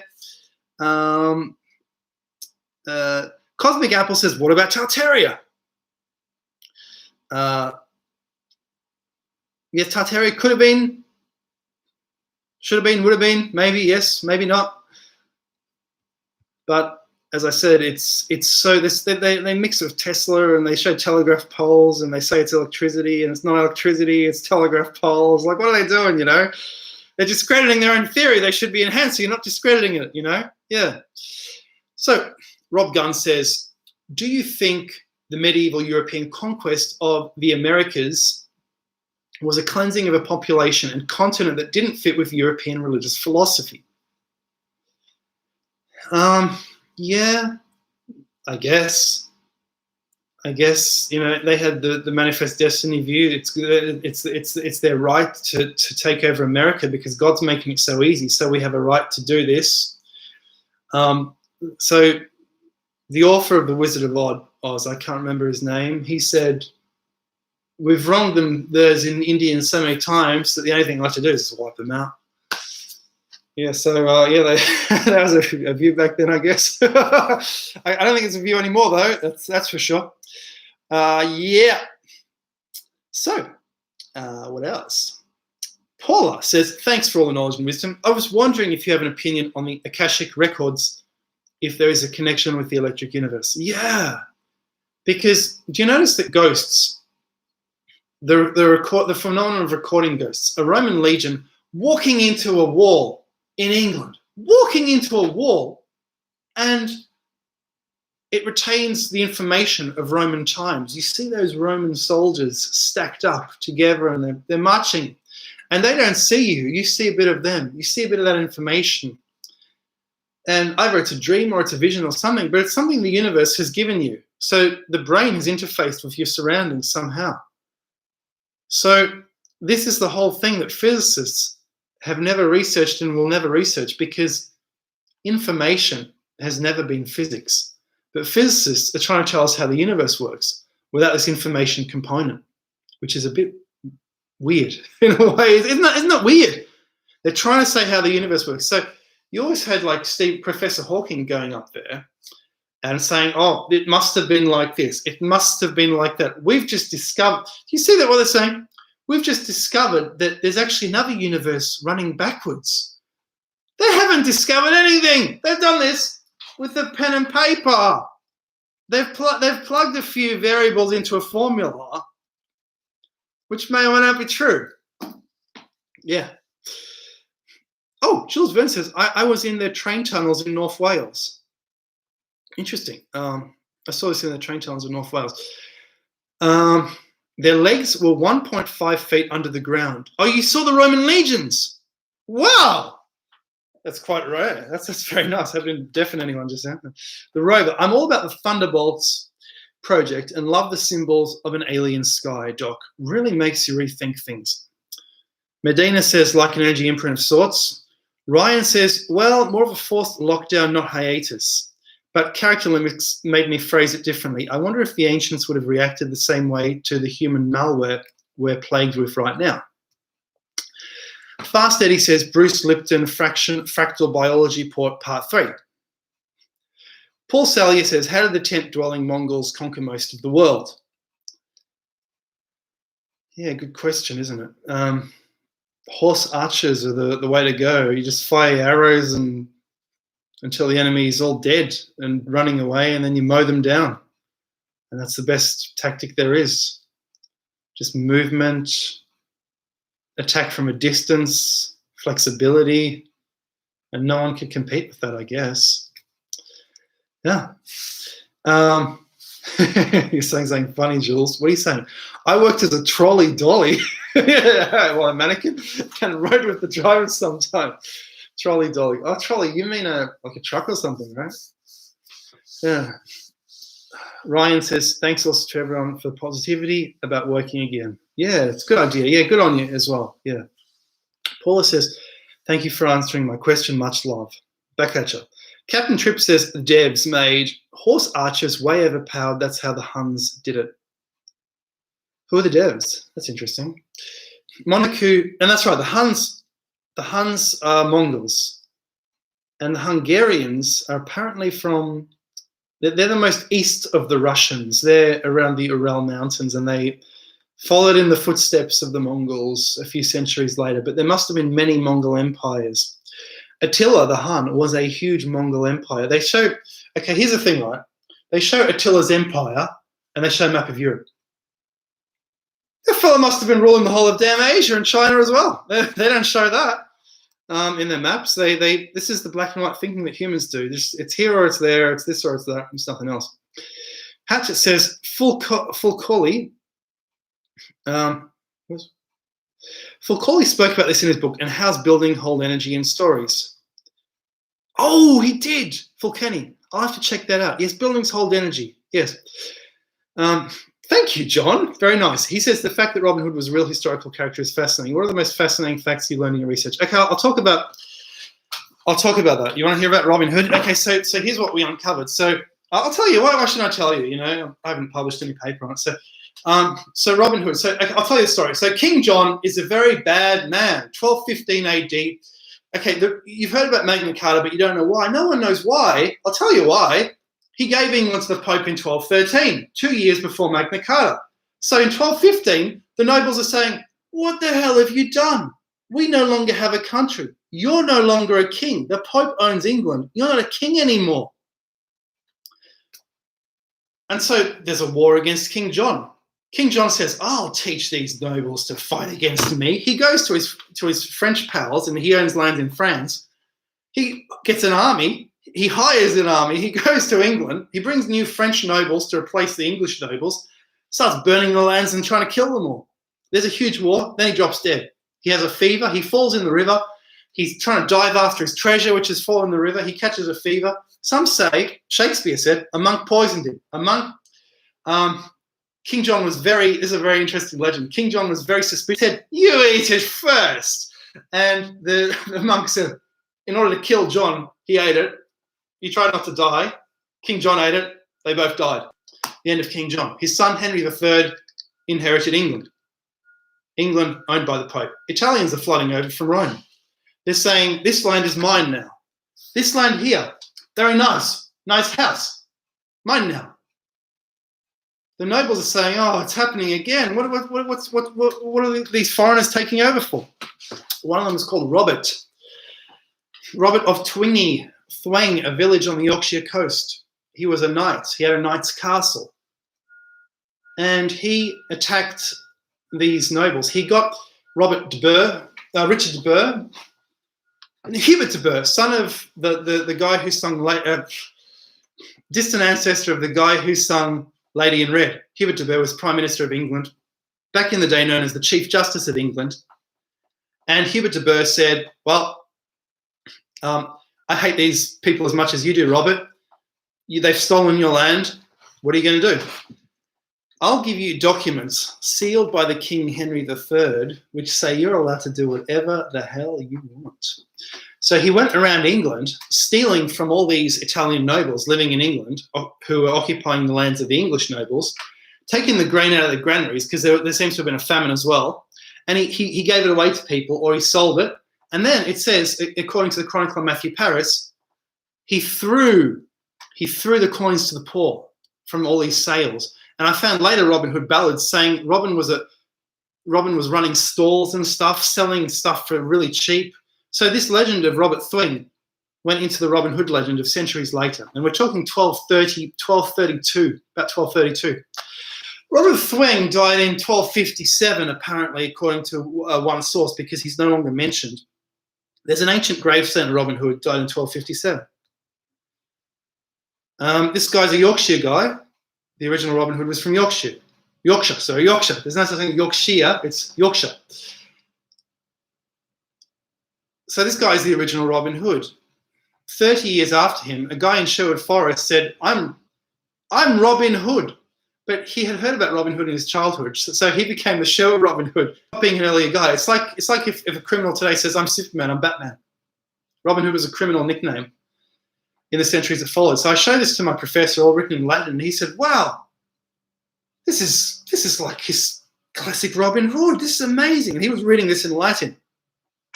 And he said, I want to see this in the original text. So we photocopied the original text, not photocopied, but we got a copy off online. It's in England somewhere.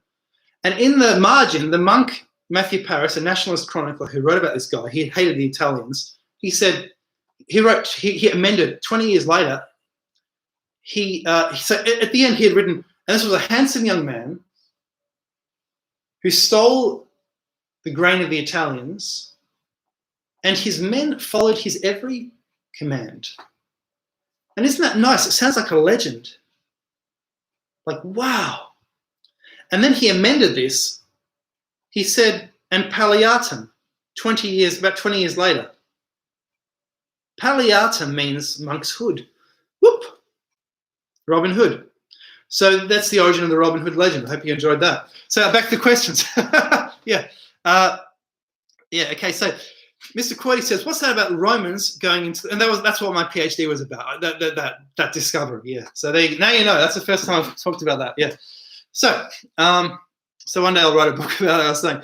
So Mr. Quirty says, what's that about Romans walking into a wall? Yeah, so people, like for example, so here's this classic scenario. There's people in an English pub. The pub goes back in time to the Roman times, or it's built on an older building. And they see the Roman heads, and they're having a few pints. And they're saying, hey, you hear about that thing? Yeah. And then there's a few heads marching across, and they're wearing Roman helmets. They're saying, huh. And everyone knows alcohol doesn't induce hallucinations unless you're mixing it with plants and stuff, right? Or with vermouth. Then it starts to do that. So, you know, all that James Bond stuff about, that guy throwing away the bottle of alcohol after he sees Bond going past in a flying car or whatever, you know. So people are seeing this. Over and over. It's in many books, many different accounts. It's a recording ghost.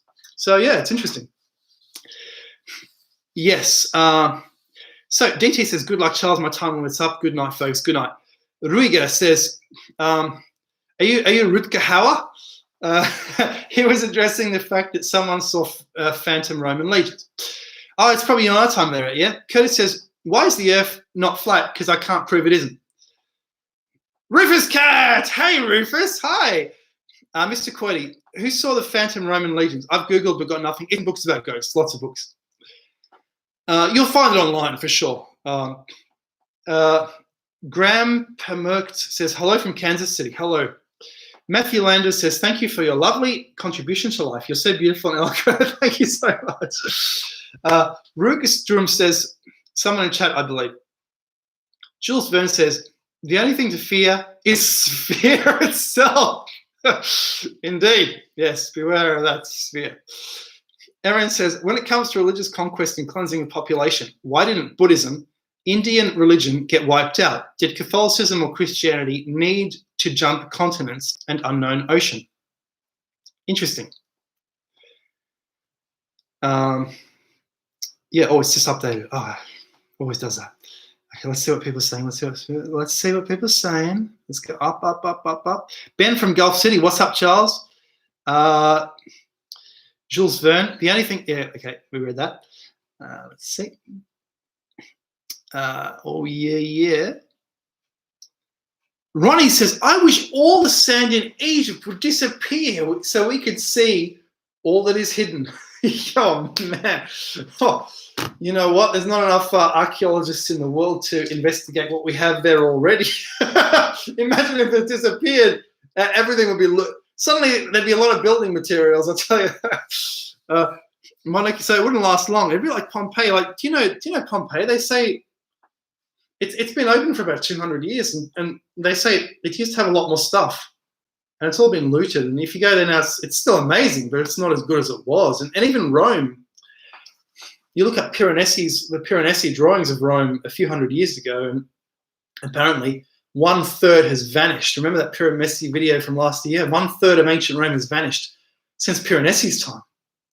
So, yeah. Charles, have you contacted... I've spoken to him a couple of times just with the comments. Spock. Robert at Mud Fossil University channel. Yeah, he's a very good bloke. Oh, he goes a bit far sometimes, like a huge dragon, like taking up most of the planet. But it's very addictive videos, and he's very successful. People love his videos. It's good, yeah. Oh, yeah, yeah. Captain Trips. Which hats are ancient Aryan garb? Tracarians, Welsh, Irish, Tartarians, everyone wore them. Yes, they're ancient Aryan garb, yes. Yeah. Charles, you've been getting into plasma cosmology, aka electric universe stuff. Have you read The Adam and Eve story by Chan Thomas, which deals with cyclical catastrophe here on Earth? No, I haven't. That sounds like an interesting theory. Vibration says Hatchet is on fire. I agree, and I feel it takes three things to make a trifecta. Makes sense. Vibrations from Q says vermouth, wormwood, COVID cure. Lol. Yeah, like so. Once I mixed the vermouth with the beer and tried that, and I noticed that you could start to see stuff, and it showed you how the universe was working and all this stuff, and I thought that's very interesting. Beer doesn't usually do that. And I told this to someone, and they said, "Oh, that's a shrooms experience." So whatever the hell they're putting in the vermouth is shrooms or something. Yeah. Interesting. Monaco says, "Mud butt lol, soggy bottom boys." What are you getting at there? Jules Bird, hey Charles, what do you know about the Irish alphabet and the periodic table? Whoa, you said there's a periodic table in there. I don't know, but I was saying it's DNA, remember, because you have 4 acid bases, and it's like you have 4 groups in the Irish OM alphabet. So, and they said it's based on ancient stuff from the Tower of Babel, from the ruins of Tower of Babel. So why not? Why not have a periodic table as well? I guess you're saying there's the same number of letters as there are elements. That's very interesting. Ryan says, in the same spirit as my earlier super chat, just ordered In Search of the Origin of the Pyramids, Lost Gods of Giza on paper. Can't wait to see what insights I'll read from the text. So that's a pretty good big book. Have a skim through that. The first half is very, very good. After that, it's a bit more referencey. And I hope you really enjoy it. You'll see where I've been traveling around. You'll see photos of mounds and pyramids and how I came to some conclusions on pyramids based on mounds I found in Europe. So I hope you enjoy that. Someone said he read that on the plane and it made the 9 hours go fast, which surprised me. I tried to make it a really good book, but I understand. I tried to make that an academic book so I wouldn't spoil my reputation. So I tried to make it, a proper damn book, Although in the next book after that, what's the one after that? Confessions of the Gods. I went a bit wild in that one, a bit more Eric von Däniken. And people said, he sounds like a 6-year-old. People said, yeah, he's anyway. But that guy who made that review, he didn't read my huge earlier book on the pyramids, the one you just bought. But thank you, Ryan. Bilberry Chiara. Doctor, have you been studying these ancient half human, half animal beings? Not really, but I've heard stories from people saying they just saw this.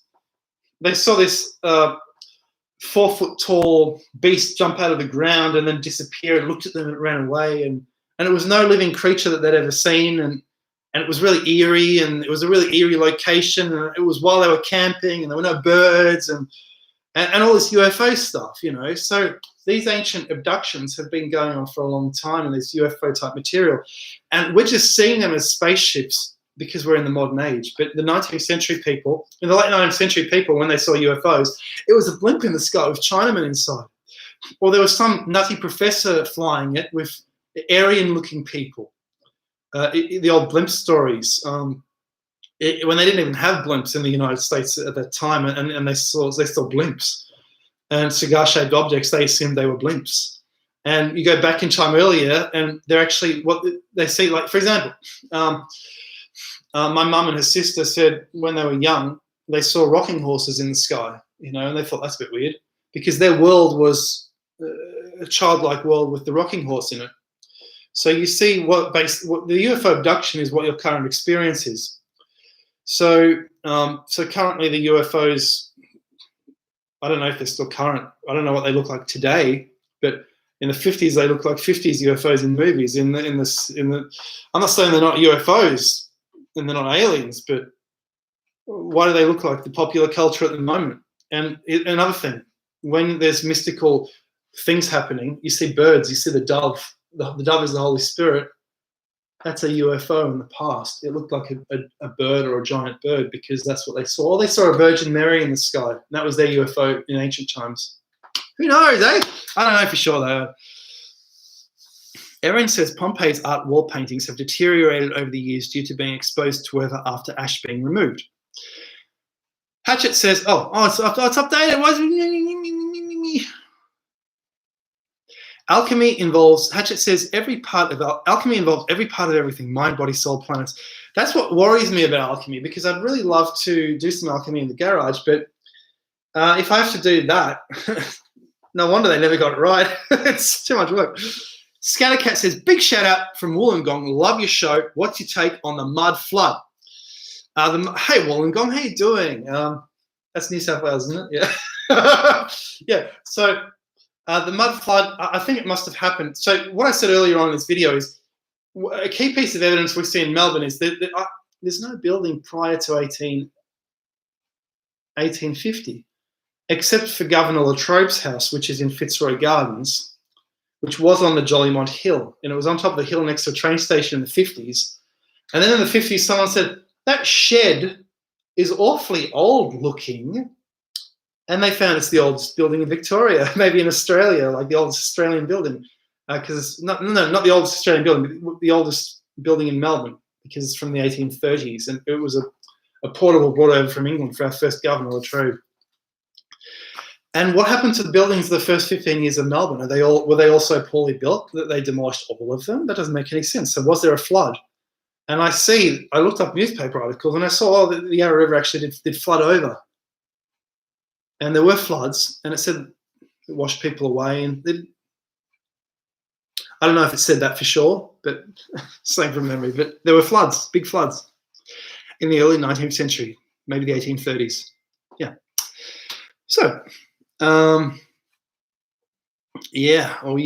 Matthew says, do this more often. What an amazing way to end the day. Thank you so much, Matthew. I'll do it more often.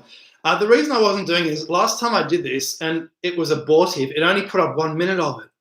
I did it for 10 minutes. It was choppy internet, probably because I did it at the end of the day, and yeah. None of your business, says you're on fire. Yeah. Hey, man, that's none of your business. Yeah. Okay, so Fire Marshal Bill Burns. What are your thoughts on conspiracy theories like reptilians and Michael Jackson? I believe in the reptilians theory of David Icke. David Icke, he's a very funny character because every time, like I read his books from the 90s recently, just recently, and everything he said has almost come true. And he himself has been saying lots of the stuff he said in the 90s has come true. He is so correct about so many things, especially like when he even writes about economics, stuff that you don't learn about in economics, such as that banks create inflation. By creating money in thin air that they don't own, the banks suddenly boost inflation and create all this inflation. So the houses around here, until this lockdown happened, $1.8 million. Are you kidding me? Unbelievable. Yeah, crazy. Like, and let me tell you, these ain't Hollywood mansions. These are very, very humble houses around here. Like, you know, it's gone like in the 80s it was like 30,000. You know. Yeah, John Harkins. Do you think Robin Hood's legend was? Thanks so much for that contribution. Nice. John Harkins says, do you think that Robin Hood's legend was bolstered? It was bolstered its presence by the same sort of thing like I am Spartacus. None of your business. I like how you. Yes, it was. It was. Robin Hood was a criminal nickname in the 1270s. So there were lots of Robin Hoods across England, lots of leaders of rebellion saying, I'm Robin Hood, and they call themselves Robin Hood. It was written down in the official record, Robin Hood. So when they say Robin Hood in English, that's a clue that it's not Robin Hood, because Robin Hood is not a name, it's a legend. So that means that the guy was earlier. So he was Robert of Thwing, he was hooded. That was the real Robin Hood. None of your business. I like how you ignore haters. I want to follow your example. Mate, I don't ignore them. I just block them. And sometimes I give them a nasty comment. If they're really putting me down, like they just want to put me down. Thank you so much, Hatchet. Nice. He says, got a crash. Thanks for a wonderful stream. Brilliant. Keep up the magnum. Thanks so much. So what was I saying? I was saying, but anyway, whatever. So let's continue. So what's it says, cheers, Doc Chucky. Cheers, what's it? Monaco says, yeah. Scratch says, pole reversal will sort it out. Oh, that will sort quite a lot of things out. Benaya says, hello from Brazil. Hello, Brazil. Monaco, thanks so much. Very nice indeed. That's cute. Yeah. Scratch says, yes. CF App says, made a video on it. Nice. Oh, that's in relation to something else. I covered. So CF App says, Chuck of CF App says, I covered Canada's Stonehenge. I didn't know there was a Stonehenge in Canada. See, I assumed the only thing you could see in Canada was Ogopogo, Lake Ogopogo and that monster, but there's a Stonehenge there. Wow, I'm going to watch that video. Disappear says, Charles Goss, I think you would enjoy Canada's Stonehenge by Gordon R. Freeman. I wish I could read all those books, so many books. Yeah. Vibrations from your Hapsgood is blocked, but suspicious Hapsgood. Oh, I don't know about this Hapsgood guy. But suspicious observer has a quick rundown on it, worth a watch. What's it says, UFOs are just friends we haven't met yet, lol. Well, it's true. They're on Earth. UFOs are an Earth phenomena. If they were a space phenomena, how come the people disappearing into mounds and stuff and going off with the fairies is the old term for an abduction. And then they talk about it, say, oh, he's off with the fairies again. Oh, he's gone down to the bottom of the garden, i.e. the swampland where these orbs are seen, where these gases help to create ball lightning orbs. The scene. Jace says, howdy, Wollongong. Scattercat says, big shout out from Wollongong. Love the show. What's your take? Oh, yeah.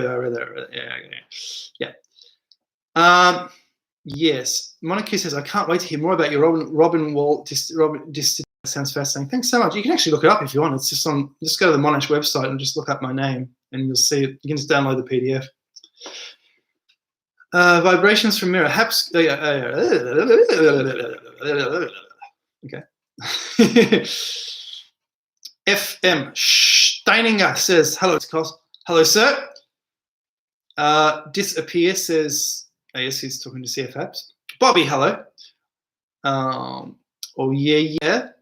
Jace Ventura says, lots of underground windows in Melbourne. You're right. So, for example, are you in Melbourne or Aussie? So what happens is if around Melbourne, around Spencer Street and stuff, that was actually a hill, but there's underground windows, lots of underground windows there, which is very interesting.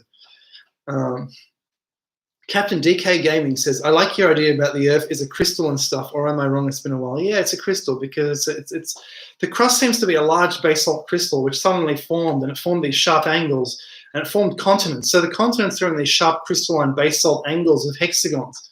So that means the continents spontaneously formed like that as they came out of a lava solution and suddenly formed.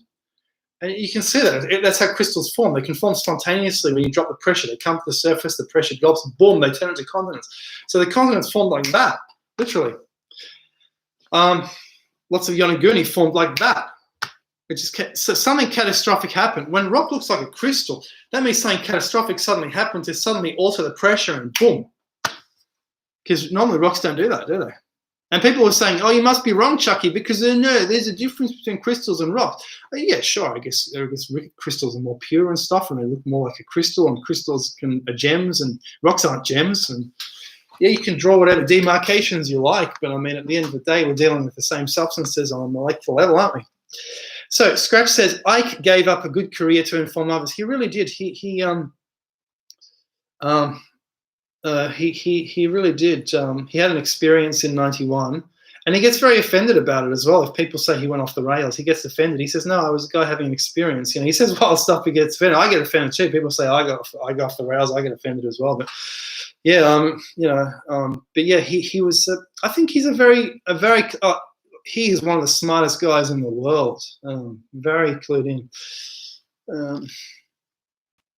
And I agree with almost everything he says. Like, you read it, it just feels right.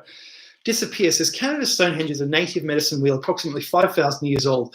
The book is a tough read at times for me, but overall really interesting. It sounds like probably half of Ancient Mysteries books, which are a tough read, yeah. It's a pleasure when you get to a nice, easy to read one. Saskatchewan has the medicine wheel. Oh, I didn't know that. Near, I call the Saskatchewan. I'll have to check it out one day. Do you like American GI? I don't know what that is. Aqua Bob says, where are all the skeletons? Exactly, where are all the skeletons? So people say, are you talking about fossilization? So people say fossils aren't real because, like, have you ever seen a skeleton turn into a fossil? It just doesn't happen, you know? I guess you're talking about something else. Sam says charcoals. have you ever looked at the work by Mario Buildreps? Oh, I've heard of him. People mention him. He's discovered 5 different previous pole locations using the orientations of megalithic structures. Wow. I think I made a video paraphrasing his work once, and I think I looked at some website pointing the megalithic structures pointing to different poles, and I must have paraphrased his work and shown his page. I don't know. I don't remember his name. But I pointed at a few more, and I showed what Göbekli Tepe could be pointing at as well. But it sounds like he's done some very in-depth work. I'm sure I've seen his work, yeah. Very fascinating. Also, Hapgood, if you just get Hapgood's book from the 50s on maps of ancient sea kings, he actually, sorry. You can read that book.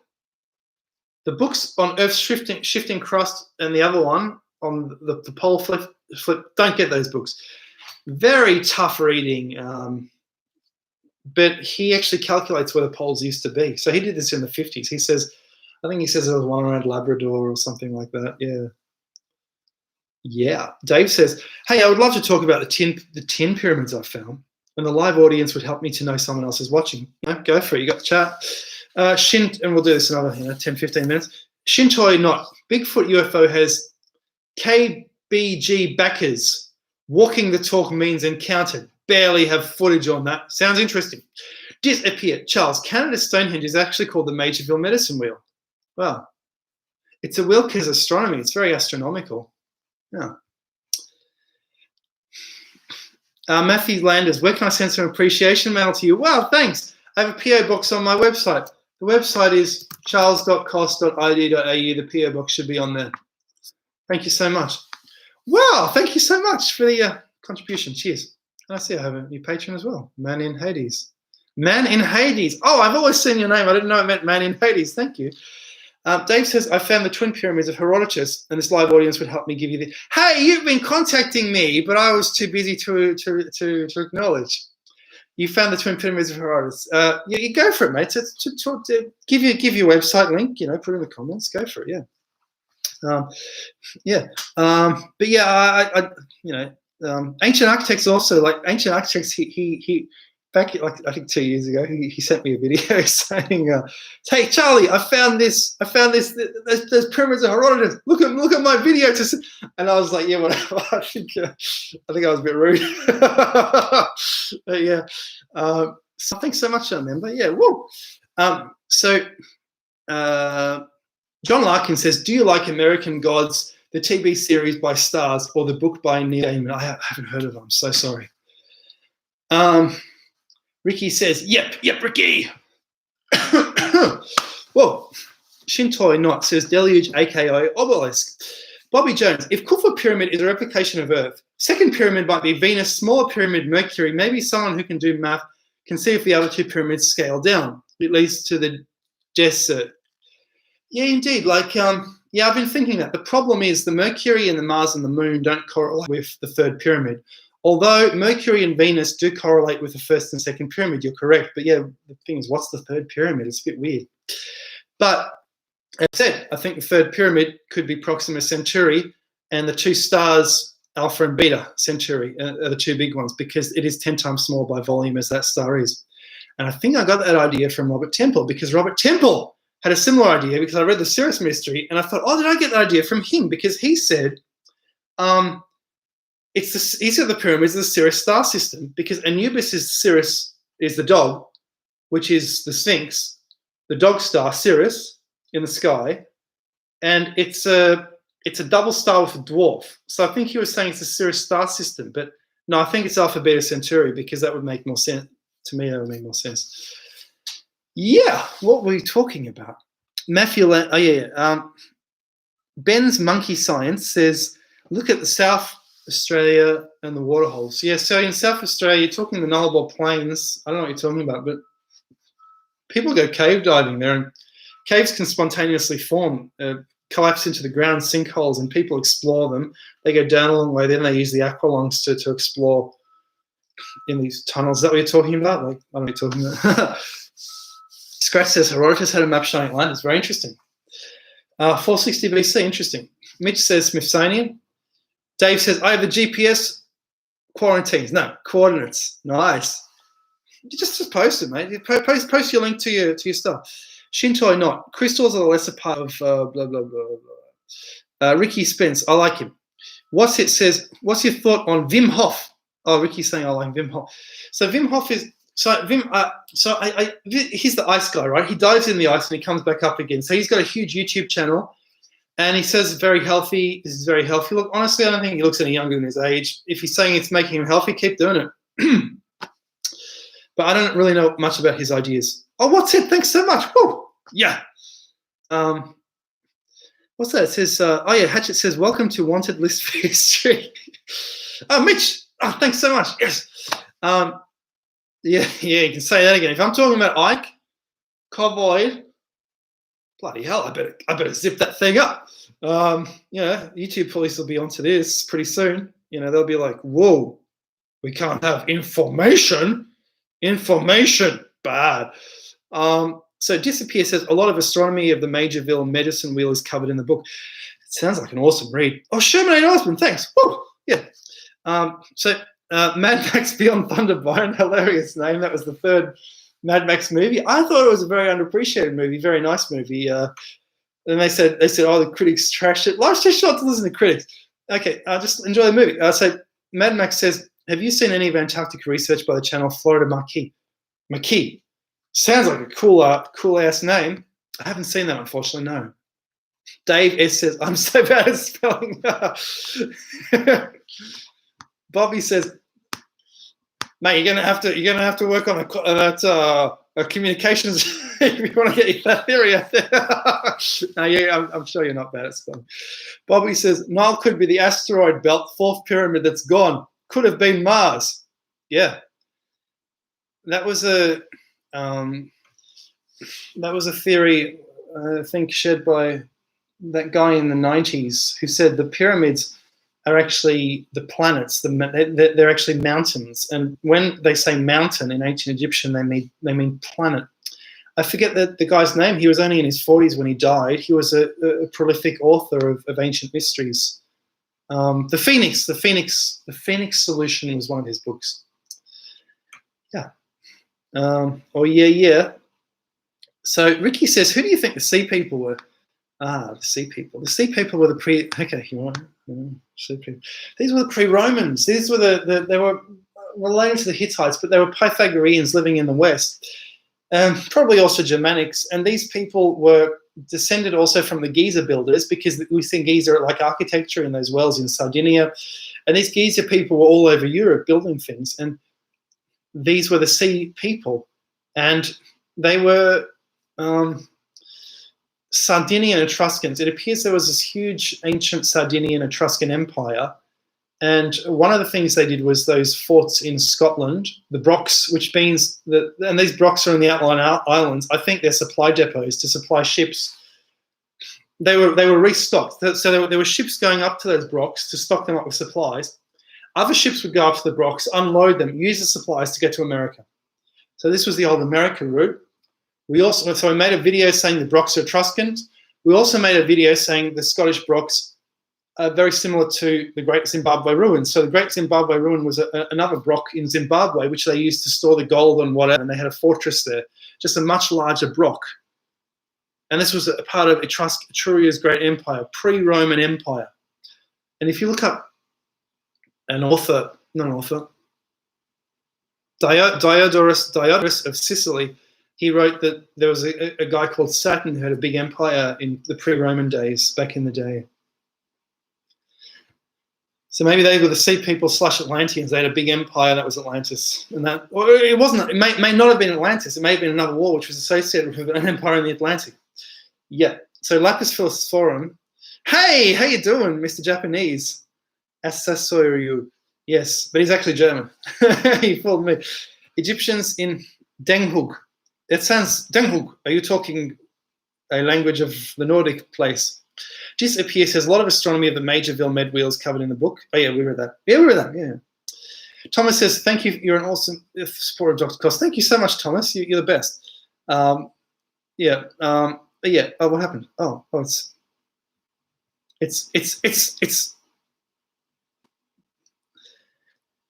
Dave says, okay, Charles, here you go. 2.4. Oh, you gave me the coordinates. Please contact me on Facebook. Okay, I'll give you a buzz, yeah.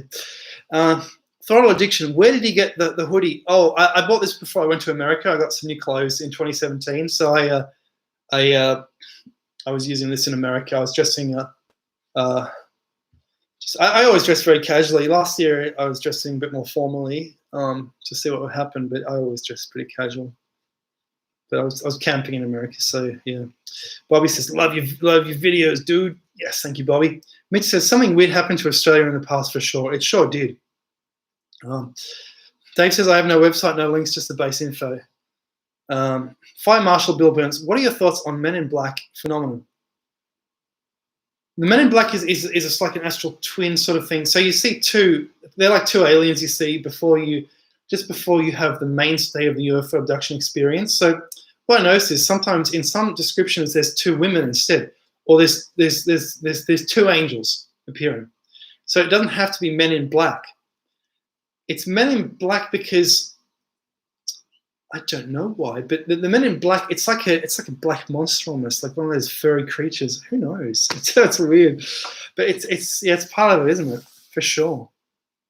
You know, in the 90s, when I was a teenager reading books about this stuff, I thought Men in Black would be the best name for a movie. Why is there no movie called Men in Black? And then boom, 10 years later, boom, Men in Black. Anyway. Scratch says the Aborigines still talk of the times we apparently had a different sun. Indeed. Hallie says, what is your stack? Aqua Bob says, something very weird on this planet thousands of years ago. Sturm says, nice. Still going strong. Shintoi says, Sirius makes me howl at the moon. Does it now? That is good to know. Scratch. Scratch. Which, if true, that is a snake eating up the land, according to Mitch, which is what the Aborigines say, would explain a lot of ancient problems, like how they moved such massive stones. Yeah, exactly. The rainbow serpent seems to be an ancient machine carving up the landscape. Ricky says, no, I was talking about your chuckles. Scratch. I haven't heard that, Mitch. Sorry. Asahoru says, he is good. Florida Maki, good ideas. UAP is good too. Red Mercury, Charles. Red Mercury is what the Soviets apparently had in the... Red Mercury was something from the 80s when they... there was apparently some secret that would help you... It was a way of storing uranium or something like that. It was dissolved in the mercury or something, or it was plutonium or something like that. And it was I think the holy grail of the black market around the world, and the arms dealers, and everyone looking for red mercury. And yeah, Mad Max Beyond Thunderbone. It's good, worth shot looking into. I wouldn't steer you wrong, Chucky. Connecting dots. Flora Marquis disappear. Says, anyone know what the scoop is with Apophis the asteroid? What's it? Says David Icke is a proper visionary, in my opinion. I don't believe he's correct on everything, but his message is pure from the heart. It is from the heart. Yeah, he doesn't do that to make money. He's doing that because he has a compulsion, a need, a drive to do that. Like, so that's a good sign. Asahura says, sea people, South American sailors. Mitch says, what's it? His Who Built the Moon video spooked me good. I'll have to check that out. Yeah, it sounds... Like people rubbish Ike's ideas, and they say, "Oh, he's aliens." He wouldn't be talking about it if there wasn't something behind it, you know. Yeah. Oh yeah. So what else do we have here? Will Parada says the Etruscans are fascinating. They are. So before the Romans, there was another civilization in Rome, and the Romans inherited this. The Romans was basically what they were. They were refugees who came in from Troy, or from the Hittite Empire, and they mixed with the Latin people living there. They had a different, maybe a Welsh-like language or an Egyptian-like language from Africa, and they mixed with the Romans. And you can read this. If you read, I urge everyone here to read Aeneas, the Aeneid. No, Virgil's the Aeneid. And you'll see the whole history of early Rome and how they came to be, escaped from Troy, escaped from the Hittites, escaped from the Greeks. The reason they set up on that part of Italy was the Greeks were dominating the other side of Italy. And they mixed with them and they conquered. They were conquerors. They conquered that city of Rome and they set up their monarchy there, their new Troy over there. Fascinating, fascinating. The early Romans were fascinating, and they overlaid the Etruscan civilization. By the way, on the Etruscans, have you seen on Facebook? There's been a post I've seen on some of the Facebook groups, and they said all these Etruscan things you find in the tombs are Hindu gods. You can interpret all of them as Hindu gods. They fit the Hindu legends. Like this is this person, this is that person. What the hell? The Aryan gods. So we also showed that the Book of Kells is full of ancient Aryan gods from India as well as Mayan glyphs. So, and that's a Dark Ages book. We have a book from the Dark Ages. Are you kidding me? From ancient Ireland? Are you kidding me? We don't even know if Charlemagne was real or not. He probably was, but some people say he's not. You know, like all the relics are fake. We have a book from Dark Ages Ireland because Ireland's so far off away from the Mongols that no one can destroy it. You know, they've kept some old things. Yeah. Cosmo Duh. Brother, have you been able to link Skara, Bray, Orkney Islands to Egypt? Yeah. I did that a few years ago. So I showed, and I think I synchronized with another guy who published a book the year before, and I wasn't aware of his research. I wasn't aware he'd done this. You look at the some of those mounds in the Orkneys. It's the same architecture as inside the Great Pyramid, basically. Ryan says, you know, Charles is having a good day when he says 15-minute AMA turns into 120-minute powwow with the community. Yeah, I like to talk to you people. It's nice. Rob Gunn, I've got nothing else to do today except I'm a bit behind on this diploma. Were the Phoenicians off to a shoot with the Etruscans? Rob Gunn. An offshoot of the Etruscans. Maybe the Etruscan, I don't know. I'm not sure. It's a good theory. Lapis says, cheers, mate. Yeah. Ricky says, yeah, great answer about sea people. Mwah. Cheers, Ricky. Yeah. Jennifer says, hello, Jennifer. Hey. Cosmo says, what's it? He's talking to what's it. He says, what's it, Icky? Misleads people, but I still believe in the devil is real. His whack Nephilim theory is out of date. Maybe yes, maybe no. Ryan, 15 minutes in Australian time is 2 hours everywhere else. Ricky says, come visit. Yeah, maybe I'll pop over, like, if when I go to America, but, like, I mean, like, you know, I can't really get on the ship at the moment. It's a long way off. They're just opening up. They're talking about opening up the states in Australia. Like, you can't travel between the states in Australia at the moment. And the WHO has been just telling the Australian government, oh, no, you can, it's okay. But some of the states are saying, no, hang on a sec, we're in charge here, you know. We're not going to rush into this. Rohiga says, Sturm says, you put it out into the universal consciousness. Medina says, is Dave going to give us the GPS? Yes, he's given it earlier than your message. He's given us the GPS coordinates. So check those coordinates, and you can see his double pyramid of Herodotus theory, like where he thinks the pyramids are. These pyramids are missing, described by Herodotus, 2 pyramids in the middle of the lake. Fascinating, beautiful pyramids, so, allegedly. What's it says? Red Mercury, Nazi Bell. So there were some books about 20 years ago. The Nazi Bell by Joseph Farrell. I haven't read them, but I got to say, Farrell, although he has is he the guy with the evil background? Although he's got that evil background, like his books are damn good. Like, I got to say that. So that's why they keep publishing them, even though he's apparently a very bad person. But I don't know that for sure. Have I got the right guy? Have I slain someone?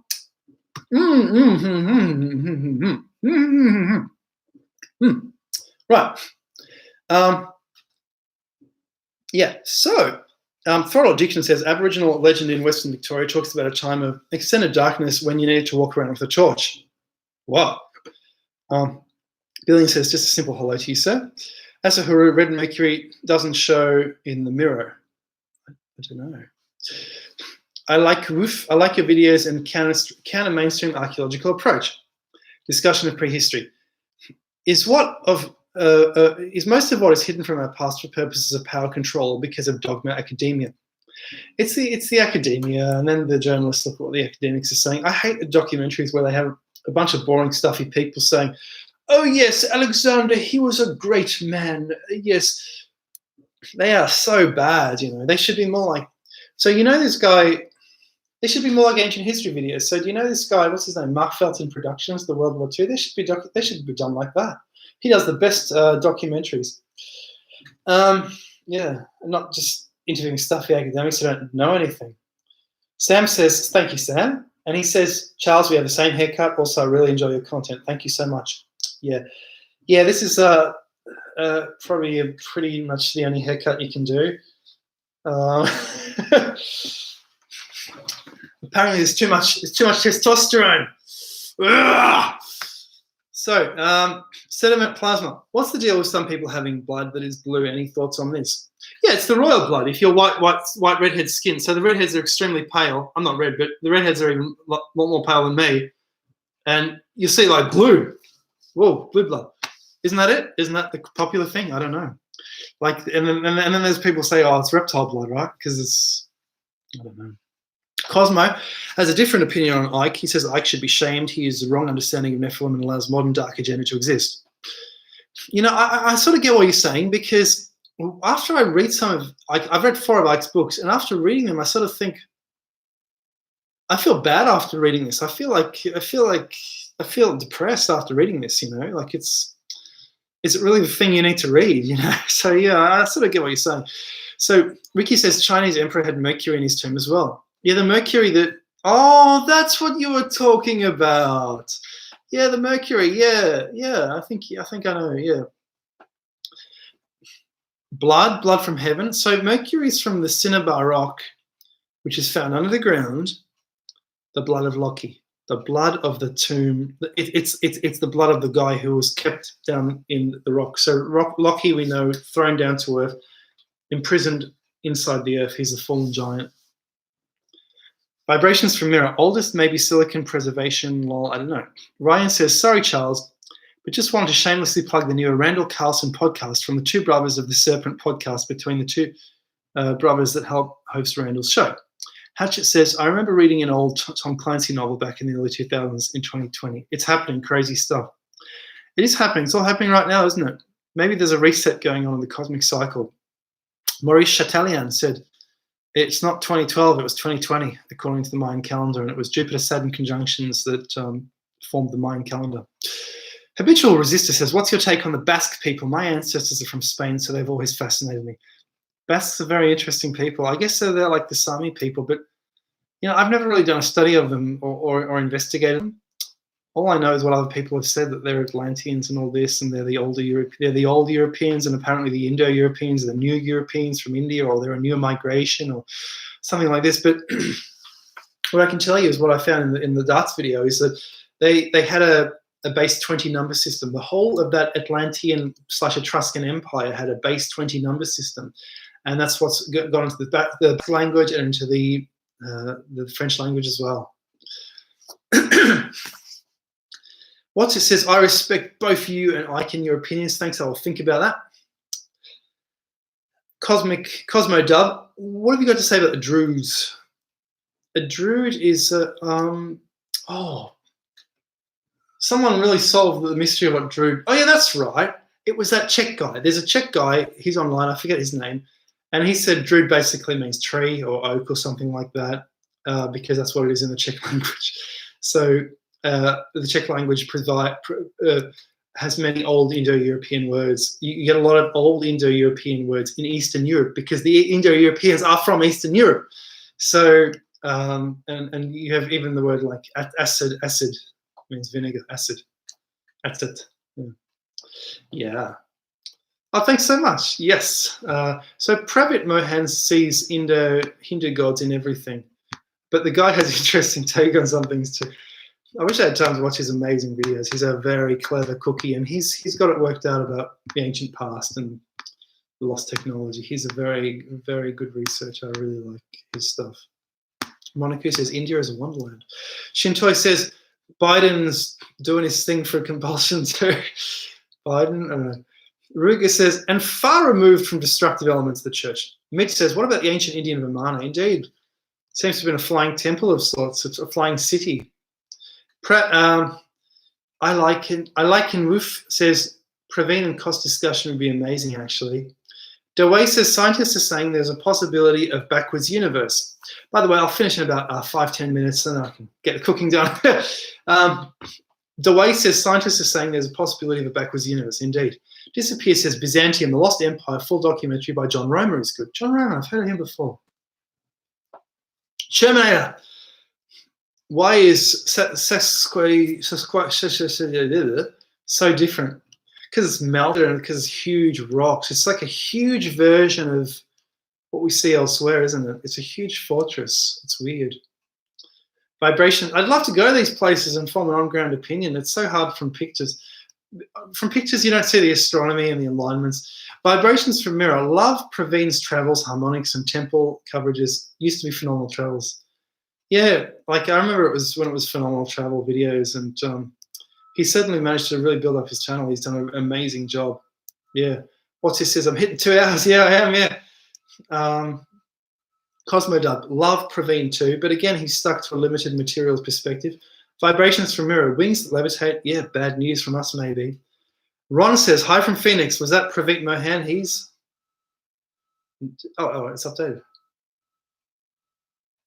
Yeah. Thanks, what's it? Nice.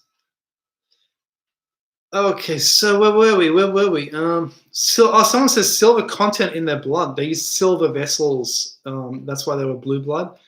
What's it says? Isn't there a Nazi belt monument in Western Australia? Really? They did longitude monuments and stuff and border monuments. I even saw a monument in Darwin of like the area beyond which, not in Darwin, but in Northern Territory, the area beyond which there's more grazing than agriculture or something like that. Yeah, and that was named after someone who discovered that, you know. Exploring says do another Q&A. Yeah, I'll do it soon. The reason I didn't do it for a while is last time it was abortive because I did it in the evening our time. And so many people were online downloading their movies, watching movies, so it wasn't working very well, and it was abortive. Yeah, so I'll just skip through a few comments. I can't get to everyone, but Aliken says, I don't have the link, but there's a Russian guy who drills holes in the stone using copper tubes and sound waves, possibly EM fields. Yeah, indeed. Mitch says, lol, Charles is too nice reading every chat. I've got nothing else to talk about, right? Monaco says, like wheatgrass, I'll put some of that in my smoothie later. It's very healthy, very good for you. Like, it's amazing. Habitual says, absolutely love this chat. Thank you, Cos. Cheers, Habitual. Thank you very much. Cheers for your kind sentiments. Hatchet says, your knowledge about Hermes, the great thrice the emerald tablet, a primordial king, very ancient, very obscure. I don't know anything about him. I love the fact that Medici's translated his stuff into English for us. While Medici was dying, he said, just focus on that. I want to see what's in that. It's very primordial stuff. His son's name was Tutankhamun, maybe, who knows? That's all we know, but a great philosopher. He believed in telepathy. He believed that, he says, put yourself there and you're there. As above, so below. Cosmodub says, I think there's another universe. Our parallel non-material, we are 4 of 7, a much bigger cycles, all energy, no devils. W says, Charles, you're the brother of the mystic tie. What's that? Is THC good for our brain? I don't know. I wouldn't give advice on that. Shermanator, thanks, Charles. This was great fun. Thank you so much, Shermanator. We'll be ending soon. Hope you've all enjoyed. Cosmo says, where do you stand on electric universe theory? Real hard science can't fight it. Curtis says, you're an inspiring person. So are you, Curtis. Thanks so much for you being inspiring me by saying I'm inspiring. You're inspiring. Have a good day, buddy. Thank you so much. I know it's not time in America. I guess it must be very late. I don't know what time. It's 2:51 p.m. here. I better get going with some stuff. Do some stuff today. I hope you've all enjoyed. I'll end the stream. The video will go up. It usually takes you to about 10-15 minutes to put it up there, and then you can catch up to wherever you were or whatever if you want to. And I hope you catch me in the next video. It's going to be a lot of fun, a lot of hoops. So I'll say goodbye now to all you guys. So I'm inspired. You guys keep well. You say goodbyes. You wish each other farewell, bon voyage, etc. and all this. Thank you, Sam. Just plain folks. Charles kept up the great work. Thank you so much. Monaco, thank you so much. Yeah, everyone. It's right. Everyone here is very inspiring. Very good researchers in here, and I thank you all for. I'm very honoured you're all watching. It's very nice. Jules Verne. If anyone can figure the Metonic cycle, also helps science and astro emerge. Yep. Have a good day. Have a good day, everyone. Someone said no thumbs down. That will happen. There's someone making sure I get thumbs down. I must have made him cry. Yeah. Okay. Cheers, guys. I'm going to end it now. And big huggy. Yeah. Bye-bye. Woo. See ya.